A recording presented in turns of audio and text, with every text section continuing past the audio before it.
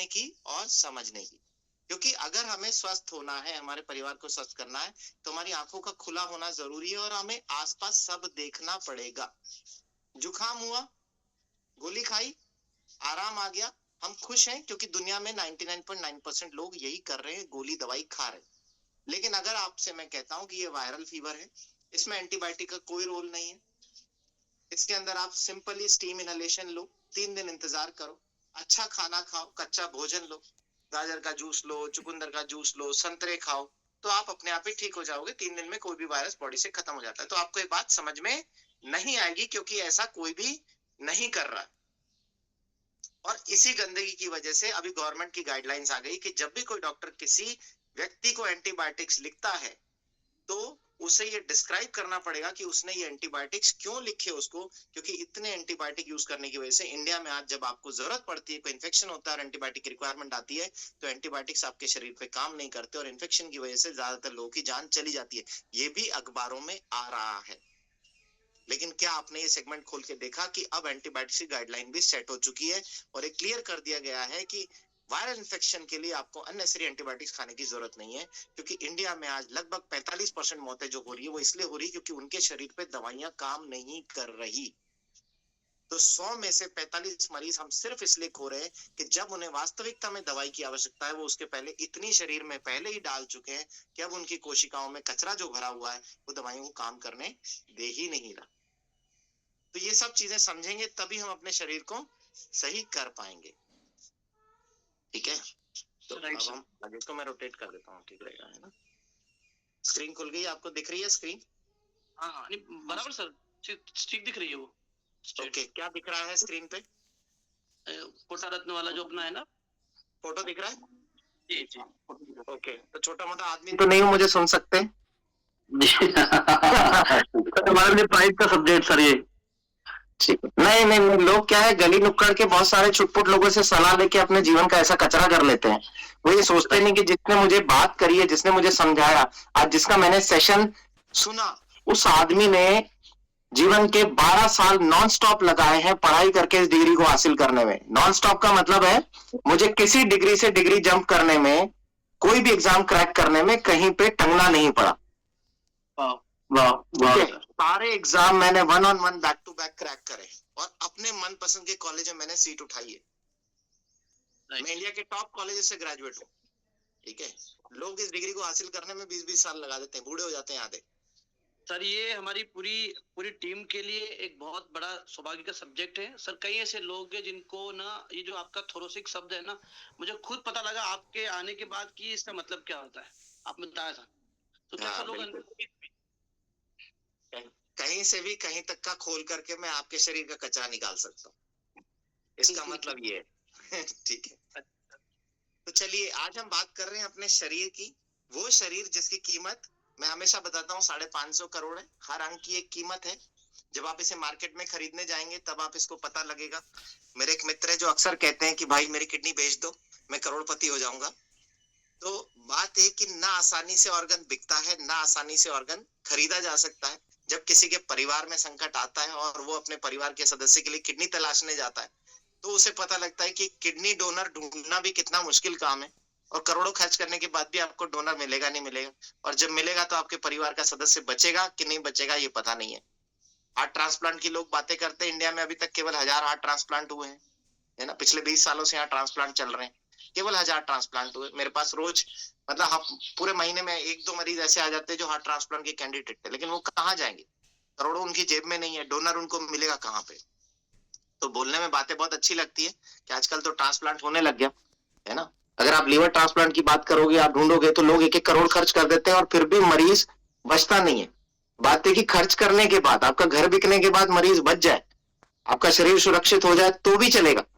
लेकिन बात यह है कि आपका शरीर बचेगा नहीं बचेगा, वो व्यक्ति बचेगा नहीं बचेगा, ये बिल्कुल भी नहीं पता है। तो 550 करोड़ के शरीर की कीमत करो जब ये सुरक्षित है, क्योंकि अगर इसमें खराबी आ गई तो ये कौड़ियों के भाव भी नहीं बिकने वाला और मरे हुए व्यक्ति के शरीर की कीमत 1 रुपए की भी नहीं होती। उस पर उल्टा खर्चा ही होता है तीसरे दिन खिलाने में और 12वें दिन का नुक्ता करने में, है ना। तो वो भी जब मरता भी है तो भी पैसे लेके ही जाता। तो जब तक तक जीवित हो तब तक इसकी कदर करो। बाली उम्र में घेर रही बुढ़ापे में होने वाली गंभीर बीमारियां, ये मुझे आपको बताने की जरूरत नहीं कि 20 साल 25 साल के लोग जो हैं आज की डेट में इंडिया में हार्ट के पेशेंट हो चुके हैं, शुगर बीपी के मरीज हो चुके हैं, बीपी कितनी सारी बीमारियां लेके घूम रहे हैं। हम देख ही लेते हैं, अखबारों में पढ़ ही लेते हैं, शादियों में नाचते नाचते कई लोग चले जाते हैं अचानक से और उनको हम अस्पताल तक भी नहीं पहुंचा पाते। अगर हम इंडिया में होने वाली मौतों की बात करें और परसेंटेज की बात करें तो लगभग 24% मरीज 25% मरीज जो है आज की डेट में हार्ट की बीमारियों से मर रहे हैं इंडिया में। सांस की बीमारी से 10% 11%, ठीक है, पेट की बीमारियों से लगभग 6% और 10% मरीज जो है वो मर रहे हैं कैंसर की वजह से। अब इसमें ये जो हार्ट की बीमारियों का परसेंटेज है रिसेंटली 31% पहुंच चुका है, कैंसर का जो परसेंटेज है लगभग 12 जा चुका है और ये सांस की बीमारियों से मरने वालों का परसेंटेज जो है लगभग वहीं 10-11 के आसपास है। तो अब मोटा मोटा अगर देखोगे इंडिया में होने वाली 50% मौतें जो है वो हार्ट की बीमारियों और कैंसर की बीमारियों के इर्द गिर्द ही घूम रही है। मलेरिया, टाइफाइड और ये टीबी, इनसे मरने वाले लोग तो बहुत ही कम है, लेकिन हमारा फोकस इसी को ठीक करने पे। जितने भी गवर्नमेंट प्रोजेक्ट आ रहे हैं तो वो मलेरिया ठीक करने पे, डेंगू ठीक करने पे, मच्छर मारने पे, टीबी के अगेंस्ट। लेकिन जो मेजर प्रॉब्लम बन चुका है जिससे ज्यादा लोगों की मौतें हो रही है उस पर अभी भी हमारा फोकस नहीं है। हमारा नहीं, गवर्नमेंट का अभी भी फोकस नहीं है। अभी वो सिर्फ अखबारों के माध्यम से आपको बता रही है कि ये प्रॉब्लम बन चुकी है और आप इसके लिए कुछ कीजिए। कौन करेगा इसके लिए? आप करेंगे। और अगर आप सरकार की बातें कुछ थोप रहे हैं तो आप बेवकूफ हैं, क्योंकि आज इंदौर में पानी की वजह से 30 लोग मर गए, खराब पानी की वजह से। ये न्यूज इसलिए आई क्योंकि अचानक से 30 लोग बीमार होकर मर गए। क्या बाकी जगह नहीं मर रहे? क्या दिल्ली में पानी खराब नहीं? क्या जयपुर में खराब नहीं? क्या कोटा में पानी खराब नहीं? अभी रिसेंटली न्यूज आई कि भाई चंबल नदी जहां से पानी लिया जाता है पीने का, वहां 18 नाले गिर रहे हैं और वो नालों के ऊपर सरकार जब उन फैक्ट्रियों पे पेनल्टी लगाती है तो वो लोग पेनल्टी भर देते हैं हर साल, क्योंकि पेनल्टी भरने का खर्चा कम है और उस नाले की गंदगी को फिल्टर करने का खर्चा ज्यादा है। तो उन फैक्ट्री वालों ने समझदारी समझ ली है कि हम अपना कचरा फिल्टर करने के बजाय इसको पानी में डाल देते हैं। वो ये भी नहीं सोचते कि अल्टीमेटली ये पानी उन्हीं के घर पे वापस आ रहा है और वो इस कचरे को पी रहे हैं और मर रहे हैं। इंदौर में इसलिए हवाबाजी हो गई क्योंकि एक साथ ही 30 लोग मर गए, लेकिन फिर भी क्या फर्क पड़ा? जब एक क्रिकेटर की बात आती है कि भाई ये क्रिकेटर जो है अपने पानी फिल्टर करने की मशीन साथ में लेकर के घूम रहा है, तो कोई भी न्यूज ये हाईलाइट नहीं कर रही कि वो मशीन कौन सी है। वो सिर्फ ये बता रहे हैं कि इंदौर के अंदर जब वो आए तो अपनी पानी फिल्टर करने की मशीन लेके आए। अरे टेक्नोलॉजी की बात क्यों नहीं करते?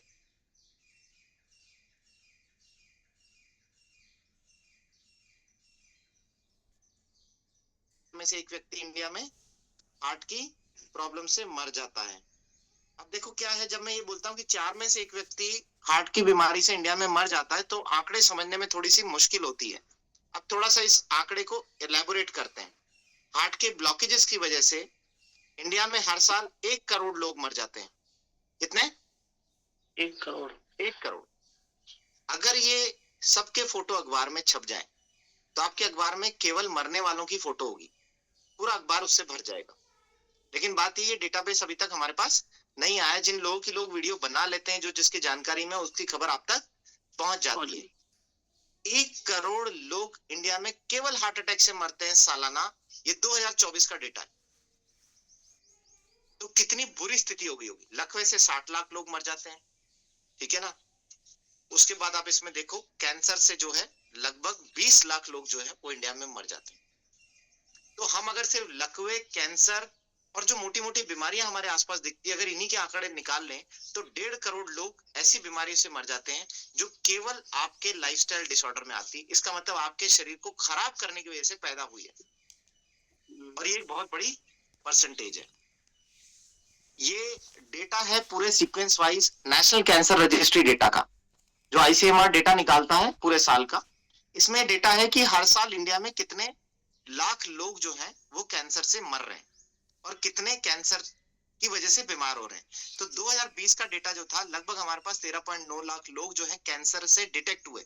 ये वो लोग हैं जो अस्पताल पहुंच गए और जिनका डिटेक्शन हुआ। उसमें से 7,70,000 लोग मर गए। अब देखो फिर भी लोग कितनी उम्मीद रखते हैं कि हमारा बहुत बढ़िया इंस्टीट्यूट में इलाज चल रहा है, टाटा मेमोरियल, कोकिलाबेन, यहाँ पे वहां पे हम तो बढ़िया इलाज करा रहे हैं। लेकिन आप अगर परसेंटेज ऑफ डेथ देखोगे तो आप ये बहुत ही चौंकाने वाले आंकड़े। इस कैंसर के इंसिडेंस में उन लोगों को भी लिया गया होगा जो बिल्कुल प्राइमरी केस हैं, जिनका कैंसर अभी तक प्रोग्रेस ही नहीं करा, बिल्कुल अर्ली स्टेज पे डिटेक्ट हो गए, जो पढ़े लिखे परिवार के थे, लेकिन फिर भी आप देखो कि डेथ का रेशियो जो है वो लगभग 70% जा रहा है। और ये तो वो लोग हैं जिनको हमने पकड़ लिया। जो लोग मर गए और जिनके आंकड़े हमारे पास नहीं है, वो नंबर तो और ज्यादा होगा।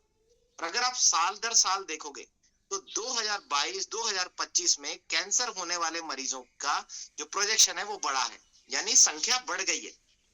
जबकि हम क्या कहते हैं, मेडिकल साइंसेज एडवांस हो गई है, हमने बीमारियों पे काबू कर लिया है, हमारे इंडिया के अंदर कैंसर के अस्पतालों की संख्या बढ़ गई है, अब लोग बीमारियों से नहीं मरेंगे, हम अच्छे से अच्छे अस्पताल लेकर के आ रहे हैं। ये सब आप सुनते हो, अखबारों में बड़ी बड़ी फोटो आ जाती है, लेकिन बात यह कि अगर हमने बीमारियों पे काबू पा लिया है तो हर साल मरीजों की संख्या घटने के बजाय बढ़ क्यों रही है, मरने वालों की संख्या घटने के बजाय बढ़ क्यों रही है? क्योंकि 2020 में जहां 7,70,000 मरे थे, 2022 में 8,08,000 हो गए मरीज, और ये संख्या 2025 में प्रोजेक्टेड आप देखो कहां पर है, और लगभग 9 लाख लोग जो है इस साल प्रोजेक्टेड है जो कैंसर से चले जाएंगे। लेकिन फिर भी अभी भी हमारा दिमाग वही घूम रहा है कि हमने मेडिक्लेम ले लिया है 1 करोड़ रुपए का, 50 लाख का। मेरे पास लोग आते हैं कि डॉक्टर साहब हमें तो कोई टेंशन ही नहीं है, हमने तो 50 लाख का मेडिक्लेम ले रखा है, बढ़िया वाला ले रखा है, जब जरूरत पड़ेगी तो अपन तो इतने तक का खर्चा करा सकते हैं, इंडिया के बेस्ट हॉस्पिटल में जा सकते हैं। अरे बात है कि घर से बाहर निकल के पहुंचोगे किसी अस्पताल तक तब तो इलाज कराओगे ना, घर में ही रह गए तो? क्योंकि ज्यादातर लोग तो रात को 2-3 बजे सोते ही रह जाते हैं। साइलेंट अटैक, सुबह पता लगता है कि शरीर अकड़ा हुआ और नीला पड़ा हुआ है, शिवजी बन गया उनका शरीर, लेकिन शिवजी जीवित है, वो साधना में।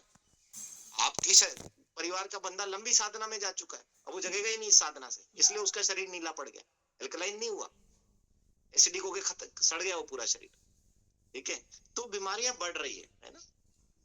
इससे भी कड़वा सच, हमारे इंडिया के अंदर हम जो मेडिकल साइंसेज लेके बैठे हुए, हम जो इलाज कर रहे हैं, आपके इलाज करने वाले जो डॉक्टर्स हैं जिन पे आप भरोसा कर रहे हैं, वो खुद भी बीमारियों से ग्रसित हो गए। उनका आप लाइफस्टाइल डिसऑर्डर कह लो, कि उनका स्ट्रेसफुल लाइफ कह लो, कि खाने पीने का उनका जो जीवन है वो बैलेंस नहीं हो पा रहा है, वर्क लाइफ बैलेंस खराब मान लो, कैसे भी मान लो, लेकिन जैसे भी उस हेक्टिक लाइफ की वजह से वो भी बीमार है, और आपसे ज्यादा बीमार है, क्योंकि इंडिया के अंदर कॉमन जनरल 13% लोग डायबिटिक हैं, शुगर के, और डॉक्टर्स 53% डायबिटिक। मतलब एक डॉक्टर के बीमार होने का इंसिडेंस लगभग आम आदमी से 4 से 5 गुना ज्यादा है।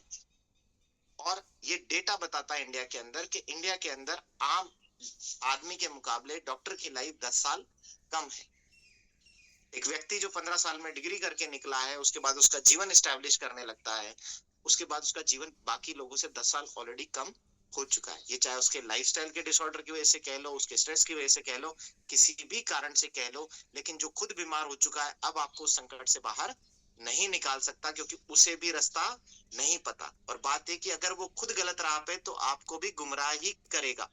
तो हमेशा सलाह ऐसे व्यक्ति से लो, जैसे अभी हाड़ा जी ने कहा कि आज आप चमक रहे हो, और फिर भी सब लोग मेरी चमकती हुई सलाह थोड़ी लेंगे। ठीक है, क्या फर्क पड़ता है, क्योंकि सब लोगों का तो मैं जूम सेशन में अवेयर नहीं कर सकता ना, कुछ लोगों को तो अस्पताल में भी बुलाना पड़ेगा ना इलाज करने के लिए।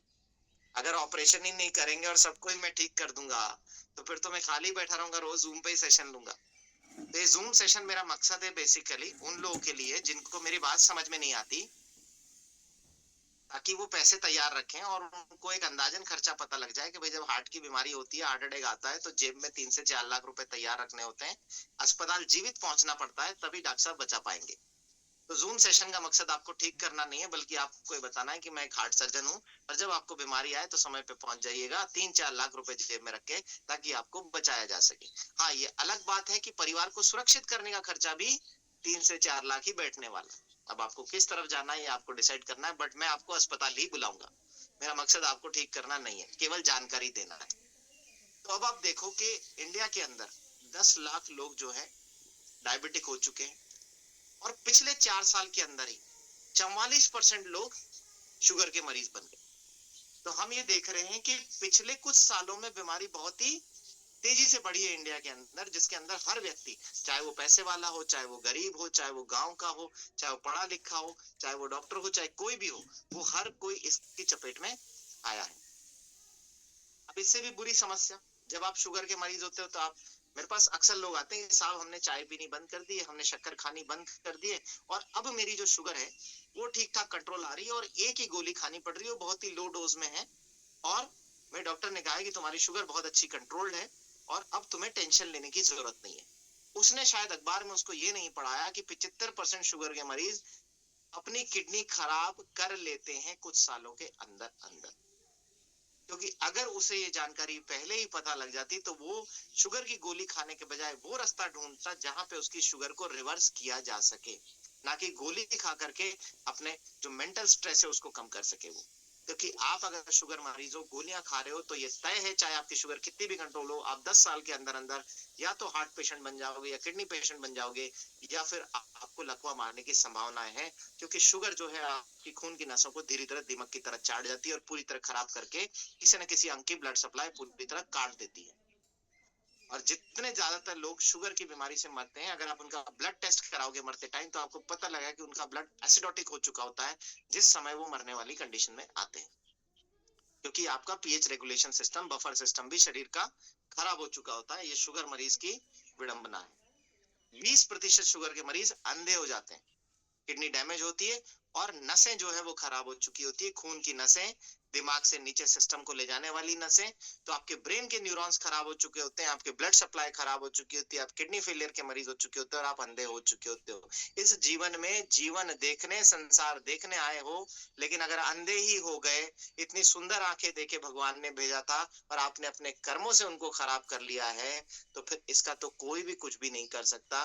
क्योंकि ऊपर से जब ईश्वर शरीर बना के भेजता है तो ज्यादातर लोगों को कोई बीमारी देके नहीं भेजता, वो आपको बिल्कुल बढ़िया भेजता है। आपके माँ बाप जो है आपको अच्छे पालते हैं, बीमारियां आप अपने जीवन में खुद लेकर के आते हो, तो आपकी अपनी जिम्मेदारी है कि आप अपनी बीमारियों को भी स्वयं ही ठीक करें। ठीक है, ये स्टडी बहुत बड़ा डेटा है। अगर अब भी आपको लगता है कि शुगर एक बहुत हल्की बीमारी है तो आपको जगने की जरूरत है। 60% डायबिटिक जो टेस्ट किए गए उनका कैंपों में पता चला कि वो डायबिटिक है। तो ये तो वो शुगर के मरीज हैं जिन पे स्टडी करी गई कि भाई इनको किडनी फेलियर भी होगा, इनकी नसें भी खराब होगी, इनको लकवा भी मारेगा, इनको ये सब समस्याएं भी होगी। लेकिन इससे बड़ी समस्या ये है कि 60% लोगों को तो ये पता ही नहीं है कि उनकी शुगर बढ़ी हुई है, क्योंकि उन्होंने अभी तक चेकअप ही नहीं करा, और अनजाने में जब वो किसी कैंप में चेक कराते हैं तब उन्हें पता लगता है कि उनको शुगर की बीमारी है। तो बीमारी से अनजान लोगों की संख्या तो और भी ज्यादा है। तो जब तक आपकी किडनी खराब होगी, आपको ये पता ही नहीं होगा कि आपको शुगर थी और शुगर की वजह से किडनी खराब हो गई। जब आपको हार्ट अटैक आएगा और आप अस्पताल पहुंच करके आपके परिवार के किसी व्यक्ति को खो चुके होंगे, तब आपको पता लगेगा कि इसको तो शुगर पहले से चल रही थी और शुगर की वजह से हार्ट की नसें खराब होके इसको हार्ट अटैक आया और ये मर गया। लकवा मार करके जब वो पैरालाइज हो जाएगा, जीवन भर के लिए बिस्तर पे लेट जाएगा, तब आपको समझ में आया कि भाई हमने चेकअप कराया नहीं था, इसलिए हमें पता ही नहीं था। क्योंकि हम में से ज्यादातर लोगों को शतुर्मुर्ग वाली बीमारी है कि जहां हम रेत में मुंह गाड़ करके सोच लेते हैं कि अब हमारा कोई भी शिकार नहीं करने वाला। जब कोई भी बीमारी आपके सामने आ रही है तो शतुर्मुर्ग की तरह रेत में मुंह ढकने से कुछ भी फायदा नहीं होने वाला, क्योंकि बीमारी को जब तक देखोगे नहीं, समझोगे नहीं, तब तक आप उसे ठीक भी नहीं कर सकते। जब शरीर खराब होने लगता है, आपको शुगर हो गया, आपको बीपी हो गया, मैं हमेशा कहता हूं कि बीपी की जो बीमारी है वो आपके शरीर की आगे की बीमारी की पहली सीढ़ी है। अगर आपको हार्ट अटैक आने वाला है तो पहली सीढ़ी ब्लड प्रेशर है। अगर आपका ब्लड प्रेशर फ्लक्चुएट भी कर रहा है, हाई नॉर्मल भी है, 130 140 की रेंज में टच भी कर रहा है, अभी आपको कोई प्रॉब्लम नहीं है, गोलियां भी नहीं खानी पड़ रही, लेकिन आपको एक इंडिकेशन दे चुका है ऊपर वाला कि आपकी खून की नसें हार्ड टाइट हो चुकी है।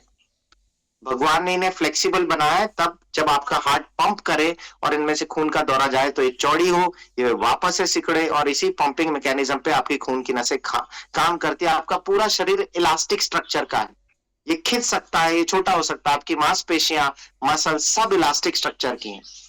ठीक है, तो ऐसी आपकी खून की नसें भी फ्लेक्सिबल होती है, लेकिन जैसे जैसे समय के साथ ये हार्ड होने लग जाती है, इनकी परतें खराब होने लग जाती है, वो चाहे आपके कोलेस्ट्रॉल बढ़ने से हो रही हो, आपके शुगर की वजह से हो रही हो, आपके खराब खान पान की वजह से हो रही हो, वो सब चीजें जब आपकी खून की नसों को टाइट करने लग जाती है तो ब्लड जब इनसे फ्लो करता है वो प्रेशर जनरेट करता है, और उस प्रेशर की वजह से आपका जो बीपी है वो ज्यादा आने लग जाता है। और जैसे जैसे प्रेशर बढ़ता है आर्टरी में, धीरे धीरे इसमें इसमें मतलब जो चोट लगने लग जाती है, गड्ढे हो जाते हैं, वो हमारी इंडिया की सड़कों की तरह हो जाते हैं, और जब उनमें से कार चलती है तो वो धीरे धीरे टायर खराब करने लग जाती है, वहां कैल्शियम जमा होने लग जाता है, फिर धीरे धीरे वो नस फट जाती है, वो हिस्सा फटता है, वहां पे खून का थक्का जमता है और आपको हार्ट अटैक आ जाता है।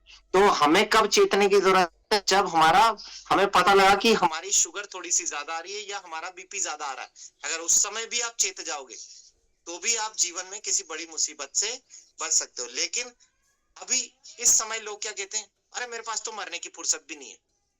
हाँ तो सही बात है, आपके पास मरने की फुर्सत भी नहीं है, और बाद में आपके परिवार वालों के पास फुर्सत ही फुर्सत होगी जब आप मर जाओगे, क्योंकि उनके ऊपर से एक बोझ हट जाएगा, है ना। तो फुर्सत आपको निकालनी पड़ेगी आपके शरीर को सही करने के लिए। तो ये आप देख रहे हो एरो की तरफ से कि जब आपकी नसें हार्ड हो जाती है और इसमें से खून का दौरा गुजर रहा होता है, तो प्रेशर बहुत ज्यादा जनरेट होता है आपकी खून की नसों पे, और जहां कहीं भी आपका कोलेस्ट्रॉल जमा हो गया है, वो नसें जब फटती है तो खून का थक्का अचानक से खून की नसों में जमा होता है, और जैसे ही आपकी खून की नस ब्लॉक होती है, चाहे वो आपकी ब्रेन की हो चाहे आपके हार्ट की हो, अचानक से वो खून का दौरा बंद होते ही आपको अटैक आता है और आप वहीं के वहीं रह जाते हैं ऑन स्पॉट। जो किस्मत वाले लोग हैं वो अस्पताल पहुंच जाते हैं, वो 50% मरीज होते हैं, और जो 50% मरीज नहीं पहुंच पाते वो ऊपर चले जाते हैं। और अगर उन्होंने मेरा सेशन सुना होता है तो घर वालों को बहुत दुख होता है कि काश हमने डॉक्टर साहब की बात मान ली होती या उनके सेशन को ढंग से समझ लिया होता, तो आज हमारे परिवार के एक सदस्य को हम बचा पाते, और उन्हें ये भी पता होता कि हमें कौन से हॉस्पिटल में कौन से डॉक्टर के पास जाना है, ताकि अगर मरीज खराब स्थिति में भी पहुंचा है तो ऑपरेशन करके उसको बचाया जा सके। ठीक है। अब ये सब बीमारियां क्यों होती है? अभी जो मैंने आपको अखबार में कटिंग पढ़ाई उसमें लिखा था कि हवा जो है वो दूषित हो गई है, और दूषित हवा के कारण भी आपको हार्ट अटैक आ रहा है, ब्लड प्रेशर की बीमारी हो रही है।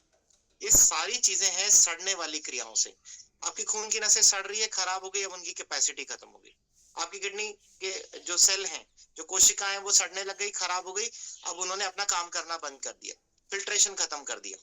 आपके पैंक्रियास खराब हो गए, इंसुलिन बनाना बंद किया, शुगर आ गई।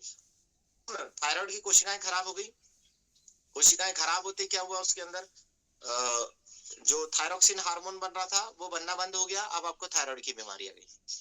तो जैसा कि मैंने आपको शुरुआत में बताया था कि रिसर्च हो चुकी है जहां ये सिद्ध कर दिया गया है कि आपकी कोशिकाएं कभी मरती नहीं है, वो केवल काम करना बंद होगी और उनको जीवित किया जा सकता है।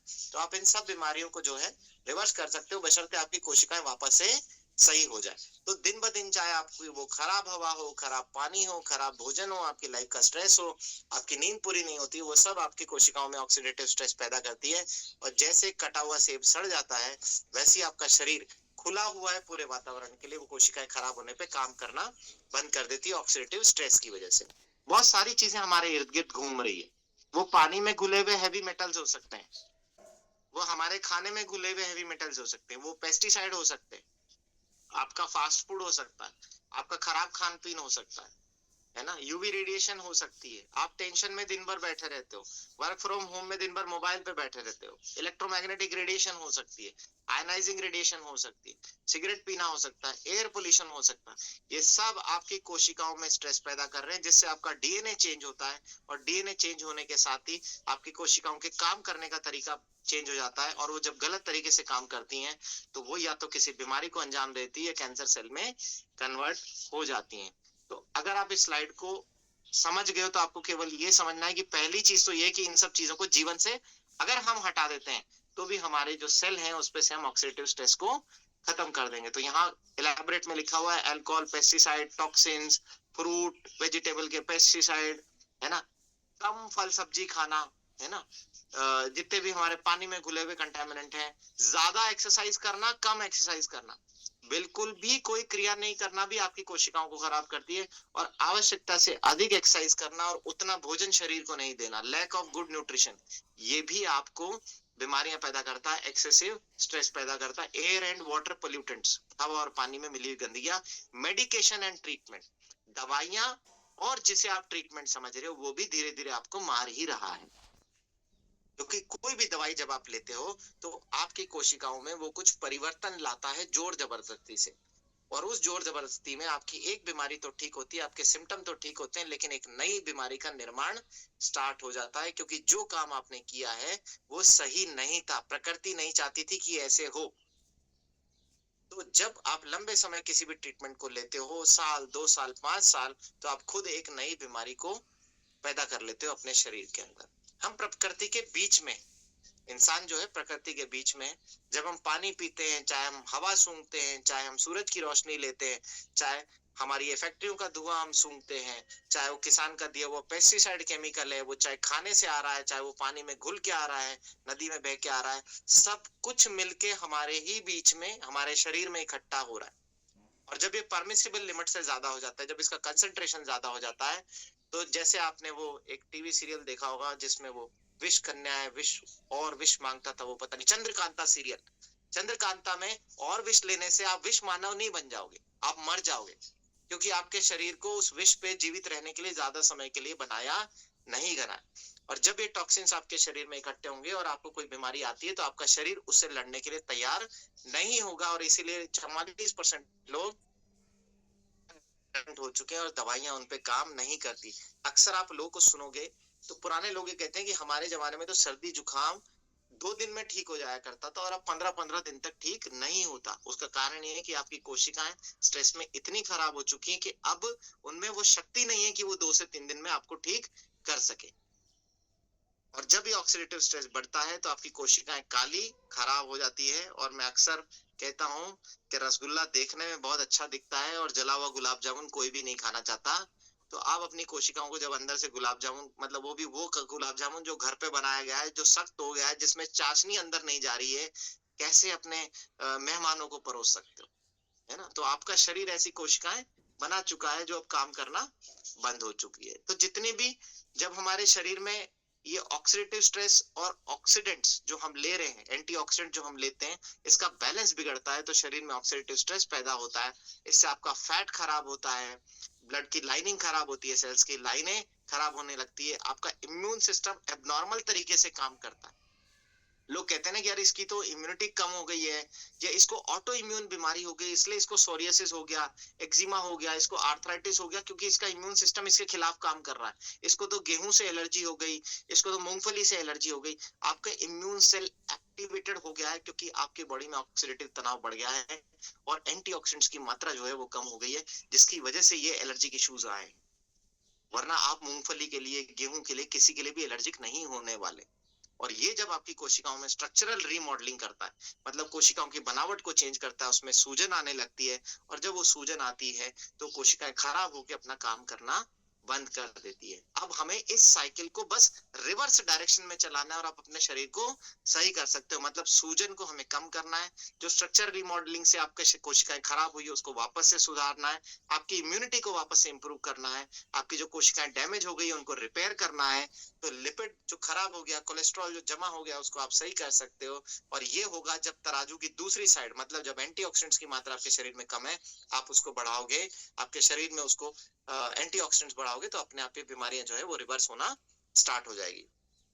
ऑक्सीडेटिव स्ट्रेस, मैं अभी एक लिटरेचर पढ़ रहा था जिसमें नीट पीजी का एग्जाम जो होता है, पीजी का एग्जाम, यूजी का नहीं, पोस्ट ग्रेजुएशन का जो एग्जाम होता है, उसमें एक सवाल आता है कि विच इज द मतलब most accepted concept of cancer generation. मतलब वो कौन सी थियोरी है जिसे सबसे ज्यादा अभी तक एक्सेप्ट किया गया है इस कारणों में कि कैंसर क्यों आता है। और वो थियोरी जो है वो है ऑक्सीडेटिव स्ट्रेस थियोरी। ये नीट पीजी का एग्जाम है। मतलब आपकी कैंसर की कोशिकाओं में जब ऑक्सीडेटिव स्ट्रेस ज्यादा बढ़ जाता है, तब वो कैंसर की कोशिकाओं में परिवर्तित हो जाती है। ये पीजी के एंट्रेंस एग्जाम में वो जो है वो सिलेक्शन है 4 में से, ये सही चॉइस है। मतलब ये अभी तक की सबसे एक्सेप्टेड थ्योरी है। बाकी जितनी भी थ्योरी हैं कि भाई ये ऐसे भी हो सकता है, वैसे भी हो सकता है, वो सब थ्योरीज हैं पीछे की तरफ। लेकिन ये प्रूवन है कि इस तरीके से ही कैंसर सेल में कन्वर्जन होता है आपके सेल्स का। और सिर्फ कैंसर सेल नहीं, बाकी शरीर की जितनी भी कोशिकाएं खराब हो रही है वो इसीलिए खराब हो रही है क्योंकि उनमें ऑक्सीडेटिव स्ट्रेस आने की वजह से उनका काम करना बंद हो गया। तो चाहे वो आपकी बीमारी पार्किंसोनिज्म की हो, चाहे वो लकवा मारने की बीमारी हो, चाहे आप बूढ़े जल्दी हो रहे हो, आपको मतलब आपकी इम्यूनिटी कम हो गई हो, इनफर्टिलिटी आ गई हो। बच्चा करने के लिए हम लैब में बच्चा पैदा करा रहे हैं, पहले बच्चे रोकने पड़ते थे, अब बच्चे लैब में करा रहे हैं। और इतने शानदार ऐड आते हैं इनफर्टिलिटी के, लोग अट्रैक्ट हो जाते हैं। 10-10, 20-20 लाख खर्च कर दिए। 20 लाख खर्च होने के बाद भी फिर वो अल्टीमेटली कहते हैं यार अब तो बच्चा नहीं हो सकता, बच्चा अडॉप्ट कर लेते हैं। और उन लोगों ने अपने शरीर को सुधारने पे ध्यान नहीं दिया। कहते हैं कि जब तक एक माँ का गर्भ बच्चे को रिटेन करने के लिए तैयार नहीं होगा तब तक उसमें बच्चा लग नहीं सकता, और अगर वो आधा अधूरा तैयार है तो बच्चा लग के 3 से 4 महीने में गिर जाएगा, मतलब अबॉर्शन हो जाएगा। ये सिंपल सा कंसेप्ट है, भगवान ने ऐसा बनाया। तो आपको अगर बच्चा चाहिए तो आपके अपने बच्चेदानी को उतना मजबूत करना पड़ेगा कि उसमें बच्चा रुक सके। तो आपको इनफर्टिलिटी में केवल अपने यूट्रस की स्ट्रेंथ और बॉडी की स्ट्रेंथ को बढ़ाने की आवश्यकता है, और ये पार्ट केवल फीमेल का नहीं है, मेल का भी है, क्योंकि मेल वो डोनर है जहां से बच्चे की शुरुआत होगी। लोग सिगरेटें पी रहे हैं, रात भर दारू पी रहे हैं, पार्टी कर रहे हैं, 2 बजे 3 बजे सो रहे हैं और आईवीएफ करा रहे हैं। अरे आईवीएफ वाला आपको बोलेगा थोड़ी आप अपना शरीर सुधारो, बच्चा अपने आप लग जाएगा, क्योंकि वो अगर आपका शरीर सुधारने लग गया तो उसके सेंटर में कोई भी नहीं आएगा। वो आपको एक नकली होप दे रहा है कि हाँ मैं बच्चा अंदर डाल दूंगा। अरे वो आपका यूट्रस तैयार ही नहीं है, वो लेगा ही नहीं, वो अबॉर्शन में कन्वर्ट हो जाएगा। मैंने देखे हैं लोग आईवीएफ कराते हैं, 10-10 बार अबॉर्शन हो गए, पर फिर भी लगे, जेब में पैसा ही खूब पड़ा, और जब पैसा खत्म हो जाता है तो फिर बोलते हैं यार बच्चा अडॉप्ट कर लेते हैं। लेकिन वो इस 20-25 लाख में अपने शरीर को स्वस्थ करने के लिए 3-4 लाख का बजट भी नहीं निकाल पाते।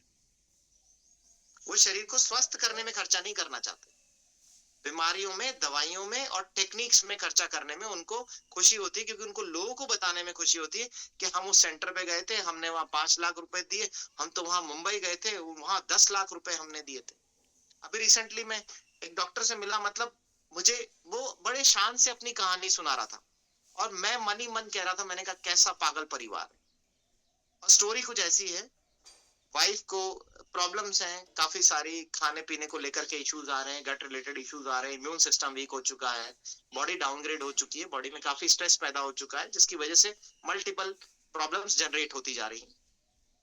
टेस्ट कराए, कोटा सिटी के डॉक्टरों को भी दिखाया, आसपास जयपुर तक भी दिखाया, दिल्ली भी दिखाया, और जिसको जो पॉसिबल है दिखाया, और डॉक्टर्स की लाइन ऑफ ट्रीटमेंट में जैसे भी मेडिकल मैनेजमेंट करते थे, आराम आता था, फिर खराब हो जाता था, फिर अगले लेवल के डॉक्टर को दिखाते थे, फिर वो और दवाइयां लिखता था और थोड़ा आराम आता था, फिर बीमारी वहीं पहुंच जाती थी। लेकिन इतने समय में कभी भी ना शरीर सुधारने की बात करी गई, ना खान पीन को चेंज करने की बात करी गई। जिस खाने से प्रॉब्लम होती थी उसको खाना छोड़ दिया जाता था, ठीक है ना।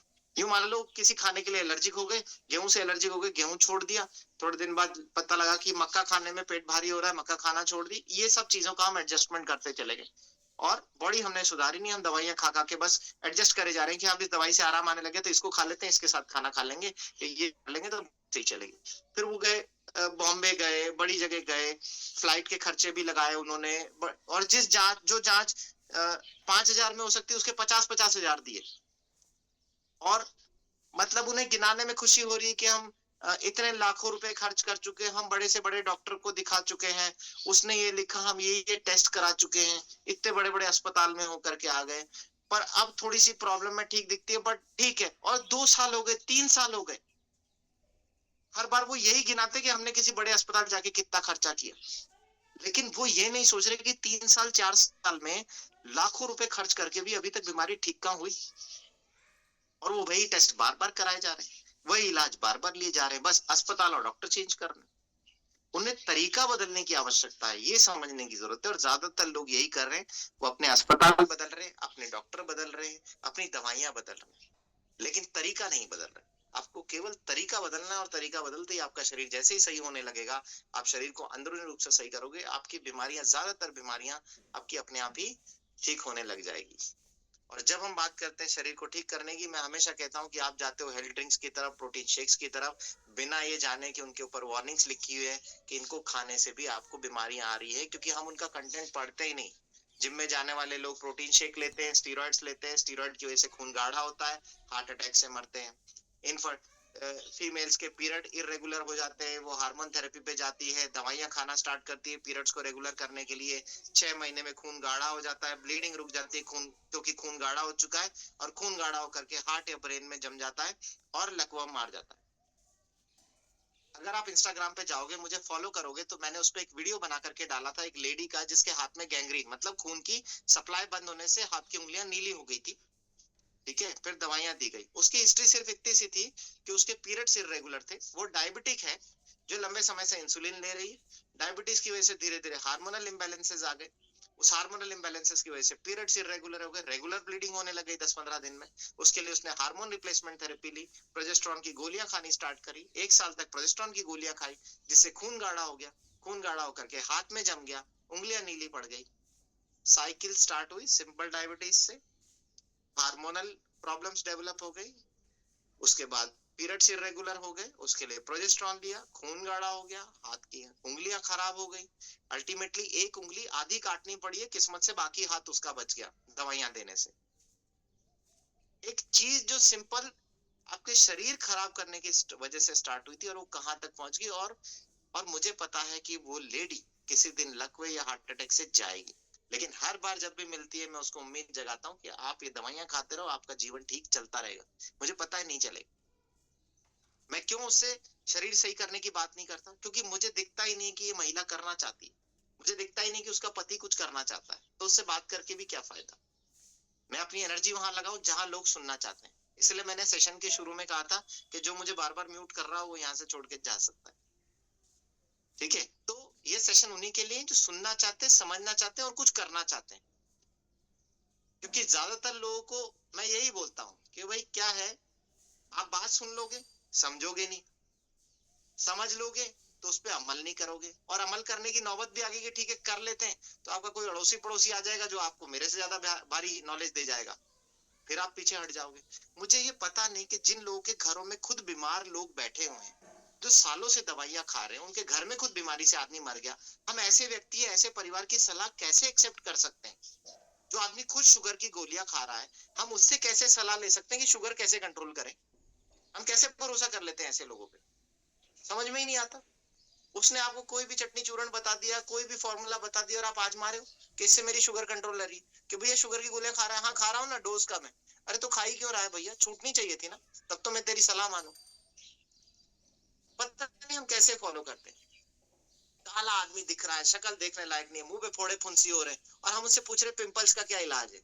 अरे वो क्या बताएगा? उसने खुद की शक्ल ठीक नहीं कर रखी और वो अपने रिसर्च बता रहा है कि मैंने क्या क्या कर लिया। तो बीमारियां बढ़ती है ना, हम अपनी लाइफस्टाइल चेंज नहीं करते और फिर दवाइयां लेना स्टार्ट होते हैं, फिर कुछ दवाइयां खा के लोग मर जाते हैं, फिर हम सरकार के माथे जड़ते हैं, डॉक्टरों के माथे जड़ते हैं कि इन्होंने जहरीले कफ सिरप लिख दिए इसलिए मर गए, डोज ज्यादा दे दी। अरे मर गया ना, अब तो आपके परिवार का गया बच्चा। अब आप किसी पे भी केस करो, सरकार के माथे पटको, अखबारबाजी करो, आपके घर का सदस्य वापस नहीं आने वाला, क्योंकि जीवन का रास्ता आपने गलत चुना था। आपने चुना था कि मेरे परिवार में सब दवाइयों से ही ठीक होंगे। मैं जैसे कि आपको बता रहा था एंटीबायोटिक्स आपने चुने, आपने रास्ता चुना, इसलिए रेजिस्टेंस डेवलप हुई, इसलिए अब दवाइयां काम नहीं कर रही। कारण है कि हम अपने शरीर की फिटनेस और हेल्थ को सही ढंग से समझ ही नहीं पाए। हम किसी भी जिम में बॉडी बिल्डर को देखते हैं तो हमेशा कहते हैं यार कितना फिट दिखता है, लेकिन क्या वो अंदर से सही है? क्योंकि अगर वो अंदर से सही होता तो 32 साल की उम्र में सतनाम कट्टर, जिसको हम बाइसेप्स मैन ऑफ इंडिया कहते हैं, 14 इंच की बाइसेप्स जिसको थी, वो हार्ट अटैक से नहीं मरता। क्योंकि फिटनेस के क्राइटेरिया में वो सबसे फिट आदमी है इंडिया के अंदर, जिसकी सबसे बड़ी बाइसेप्स थी, वो 32 साल की उम्र में हार्ट अटैक से चले गई। क्योंकि वो दिखता फिट था लेकिन वो हेल्दी नहीं था। हेल्दी होने के लिए आपको अंदर से सही होना पड़ेगा, और अंदर से आपका जो ऑक्सीडेटिव स्ट्रेस है वो खत्म होगा, तभी आप सही होगे। उसके लिए साफ हवा, साफ पानी, साफ खाना, है ना, अच्छी नींद और थोड़ी एक्सरसाइज, इन सब चीजों की जरूरत है। तभी आपकी उम्र लंबी होगी, तभी आप बीमारियों से मुक्त हो पाओगे, तभी आपकी दवाइयां जो है वो बंद कर पाओगे आप, या आपके जीवन में बीमारी आने से रोक पाओगे। और इसीलिए मैं कहता हूं कि आपके शरीर के जो 5 तत्व हैं आप इनको सही कीजिए, है ना, और इनको बहुत आसानी से सही किया जा सकता है। बस इनको केवल समझने की जरूरत है कि अग्नि आकाश केवल आपके मेडिटेशन, अच्छी नींद लेने से, एक्सरसाइज करने से, पानी केवल साफ पानी पीने से, एक सही पानी पीने से, गंगा जल समान पानी पीने से, पृथ्वी तत्व 12%, केवल आपके साफ सुथरा भोजन करने से, सही भोजन करने से, केवल साफ सुथरा भोजन नहीं, सही भोजन करने से और साफ हवा सूंघने से, जब आप अपने शरीर के 5 तत्वों को सही कर लोगे तो अपने आप ही आपका शरीर अंदर से साफ हो जाएगा और बीमारियां भी दूर चली जाएगी। अभी आप लोगों ने अपने शरीर को स्टेबल की तरह बना रखा है, जिसके 3 पाइये तो आपको मजबूत लग रहे हैं और इसी पे आपका जीवन टिका हुआ है, लेकिन जो चौथा पाया है वो गायब है। और जैसे इस टेबल के ऊपर कोई खड़ा होता है या कोई बीमारी आके इसके ऊपर चढ़ती है, टेबल खट से नीचे गिर जाता है। तो आपको चारों पाए मजबूत करने पड़ेंगे, अपने हेल्थ के सारे पिलर्स, ऑल पिलर्स, तभी जाकर के आपका टेबल जो है, आपका जो शरीर है वो मजबूत हो पाएगा और आप बीमारियों से बच पाओगे। जब भी बीमारी आएगी आप उससे लड़ पाओगे। किसी ने भी आज तक नहीं सोचा कि कोरोना जब आया तो बहुत लोग मरे, लेकिन जब कोरोना आया तो सब नहीं मरे। तो जो लोग नहीं मरे उनके शरीर में ऐसा क्या था कि वो बच गए। आपको केवल शरीर वैसा बनाना है कि जब दोबारा कोरोना आए, दोबारा कोई वायरस आए, दोबारा कोई बीमारी आए, तो आप उन लोगों की कैटेगरी में हो जो बच सके। मैं बहुत सिंपल एग्जाम बताता हूँ। मैं जब एमबीबीएस में गया, एमबीबीएस मतलब जब हम 12th करके जाते हैं यूजुअली, अगर आप अच्छे कॉलेज में गए हो तो वहां जाके आपको पता लगेगा कि आपके साथ जितने भी लोग वहां आए हैं डिग्री करने, वो सभी अपने स्कूल के टॉपर हैं। अभी तक आपका मुकाबला किनसे चल रहा था? अपनी क्लास के उन बच्चों से जिनमें कोई एवरेज भी है, जो कोई लो मीडियोकर भी है, इनसे चल रहा था। जब मैं एमबीबीएस करने पहुंचा अपने कॉलेज में, तो मैंने देखा कि मेरे उम्र के जितने भी लोग हैं वहां, लड़के लड़कियां पढ़ने आए हैं, हर आदमी 30 मार्क है और अपने स्कूल का टॉपर है, और नॉलेज में एक से एक शार्प और पढ़ने में एक से एक शार्प। मैं मद्रास मेडिकल कॉलेज से एमबीबीएस करी, इंडिया के टॉप 10 कॉलेजेस में आता है, रैंकिंग में टॉप 5 कॉलेजेस में आता है। Christian medical college, AIIMS, Madras medical college, India के टॉप 3 मेडिकल कॉलेजेस में से आते हैं, और वर्ल्ड के भी टॉप 50 कॉलेजेस के अंदर ये कॉलेज स्टैंड करते हैं। तो मैं जब वहां गया तो सब एक से एक 30 मार्क का बच्चे थे। एग्जाम दिया मैंने एमबीबीएस का, बड़ा मुश्किल होता है। फर्स्ट ईयर के अंदर हालत खराब हो जाती है, आधे बच्चों की छटनी हो जाती है, फेल हो जाते हैं। हम जनरल कैटेगरी से गए थे, ठीक है। तो आपको 100 में से 50% मार्क लाने ही पड़ेंगे। पहले तो सब्जेक्ट चेंज हो गया, बहुत टफ पढ़ाई, बहुत टफ, और 50% मार्क्स आपके पासिंग मार्क्स हैं। अगर आप नहीं लाए तो आप फेल हो जाओगे और पीछे चले जाओगे। तो साल के एंड तक हमें ये समझ में आया कि अगर हमें आगे बढ़ना है तो अब हमारा मकसद क्लास टॉप करना नहीं होना चाहिए, हमें वो 50% बच्चों में नहीं आना जो फेल हो रहे हैं। तो मैं बीमारी के लिए भी हमेशा ये कहता हूं कि अगर लोग किसी बीमारी से मर रहे हैं, तो जो परसेंटेज ऑफ लोग बीमारी से मर रहे हैं, आप उस परसेंटेज में आने से बचिए। तो वो मत कीजिए जो वो लोग कर रहे हैं, आप वो करिए जो लोग बच रहे हैं और कर रहे हैं। तो आपको जिन लोगों को बीमारी नहीं है, ये जो लोग हेल्दी लाइफस्टाइल फॉलो कर रहे हैं, जो लोग जीवन में अच्छा कर रहे हैं, ये जिन्होंने अपनी बीमारियों पे मतलब जो अपनी मंजिल पा चुके हैं, उनको आप फॉलो कीजिए। एक बंदा अपना टेस्टिमोनियल देता है कि मैंने अपनी लाइफस्टाइल ऐसे बदली, मैंने खाने में ये बदला, मैंने इनको फॉलो किया, मैंने पानी में ये बदलाव किया। उसके टेस्टिमोनियल को सुन के भी हमें बात समझ में नहीं आ रही कि उसने शुगर सही कर ली। हम फिर भी उस परसेंटेज में जाकर के शामिल हो रहे हैं जहां मरने वालों की संख्या। तो आपका एग्जाम में फेल होना यानी मरना तय है, क्योंकि आपने उस परसेंटेज को चुना है जो कंफर्टेबल जोन में, जो लीग को फॉलो कर रही है। तो अगर आपको अपने पिलर्स को मजबूत करना है तो आपको सही चीजें फॉलो करनी पड़ेगी, और जब तक सारे पिलर मजबूत नहीं होंगे तब तक आप बिल्कुल सेफ जोन में नहीं आ सकते। आपके घर के जब तक सारे खिड़की दरवाजे मजबूत नहीं है, बीमारी किसी भी दरवाजे से आ सकती है, इसलिए सब खिड़की दरवाजे मजबूत करने पड़ेंगे। और आपके घर की घंटी कभी भी यमदूत घंटी बजा के नहीं आएगा। वो जब भी घर में घुसेगा, आएगा, गेट के लात मारेगा, और जिसको उठा के ले जाना है वो लेके चल जाएगा। तो अगर आप ये सोच रहे हो कि मेरे घर पे तो सामने गणेश जी की मूर्ति लगी हुई है, यमराज जब भी आएंगे एक बार घंटी बजाएंगे, वो बोलेंगे कि भैया मैं लेके जा रहा हूँ, अब भी तेरे पास मौका है, तू कुछ कर ले अपने जीवन में, तो ऐसी कोई वार्निंग आपको नहीं मिलने वाली। और अगर मिलने वाली होती तो आज की डेट में 20-30 साल के बहुत सारे लोग हार्ट अटैक से नहीं मर रहे होते, लकवे से नहीं जा रहे होते, या उनको कैंसर की बीमारी नहीं आ रही होती।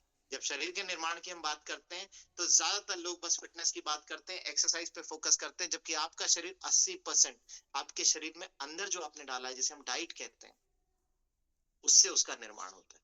तो आप पहले अपने 80% को सेव करो, और जब आप इसको सेव कर लो तब आप 20% पे काम करना। क्योंकि कई लोगों की शिकायत होती है कि मेरे पास समय ही नहीं है पैदल चलने का, घूमने का, जिम जाने का, एक्सरसाइज करने का। तो भैया वो तो 20% ही पार्ट है, 80% तो आपका अपना भोजन पानी है, जिसको आपको सही करने की आवश्यकता है। तो जब आप इसको सही कर लोगे तो आप एक्सरसाइज करते हो नहीं करते हो कोई फर्क नहीं पड़ता। आप खाना खाने के बाद 10 चक्कर सिर्फ अपने कमरे में लगा लो, ये भी सफिशिएंट है। आपको 6000 10,000 कदम पूरे करने की आवश्यकता नहीं है, क्योंकि 6000 कदम तो आपको तब करने जब आप अपने शरीर में इतना फैट, इतना कोलेस्ट्रॉल, इतनी शुगर और इतना कचरा डाल चुके हो, इतनी कैलोरी आप डाल चुके हो। लेकिन अगर आपने कैलोरी बैलेंस कर ली तो आपके दिन भर की जो दिनचर्या है उसी में आपकी एक्सरसाइज हो जाएगी।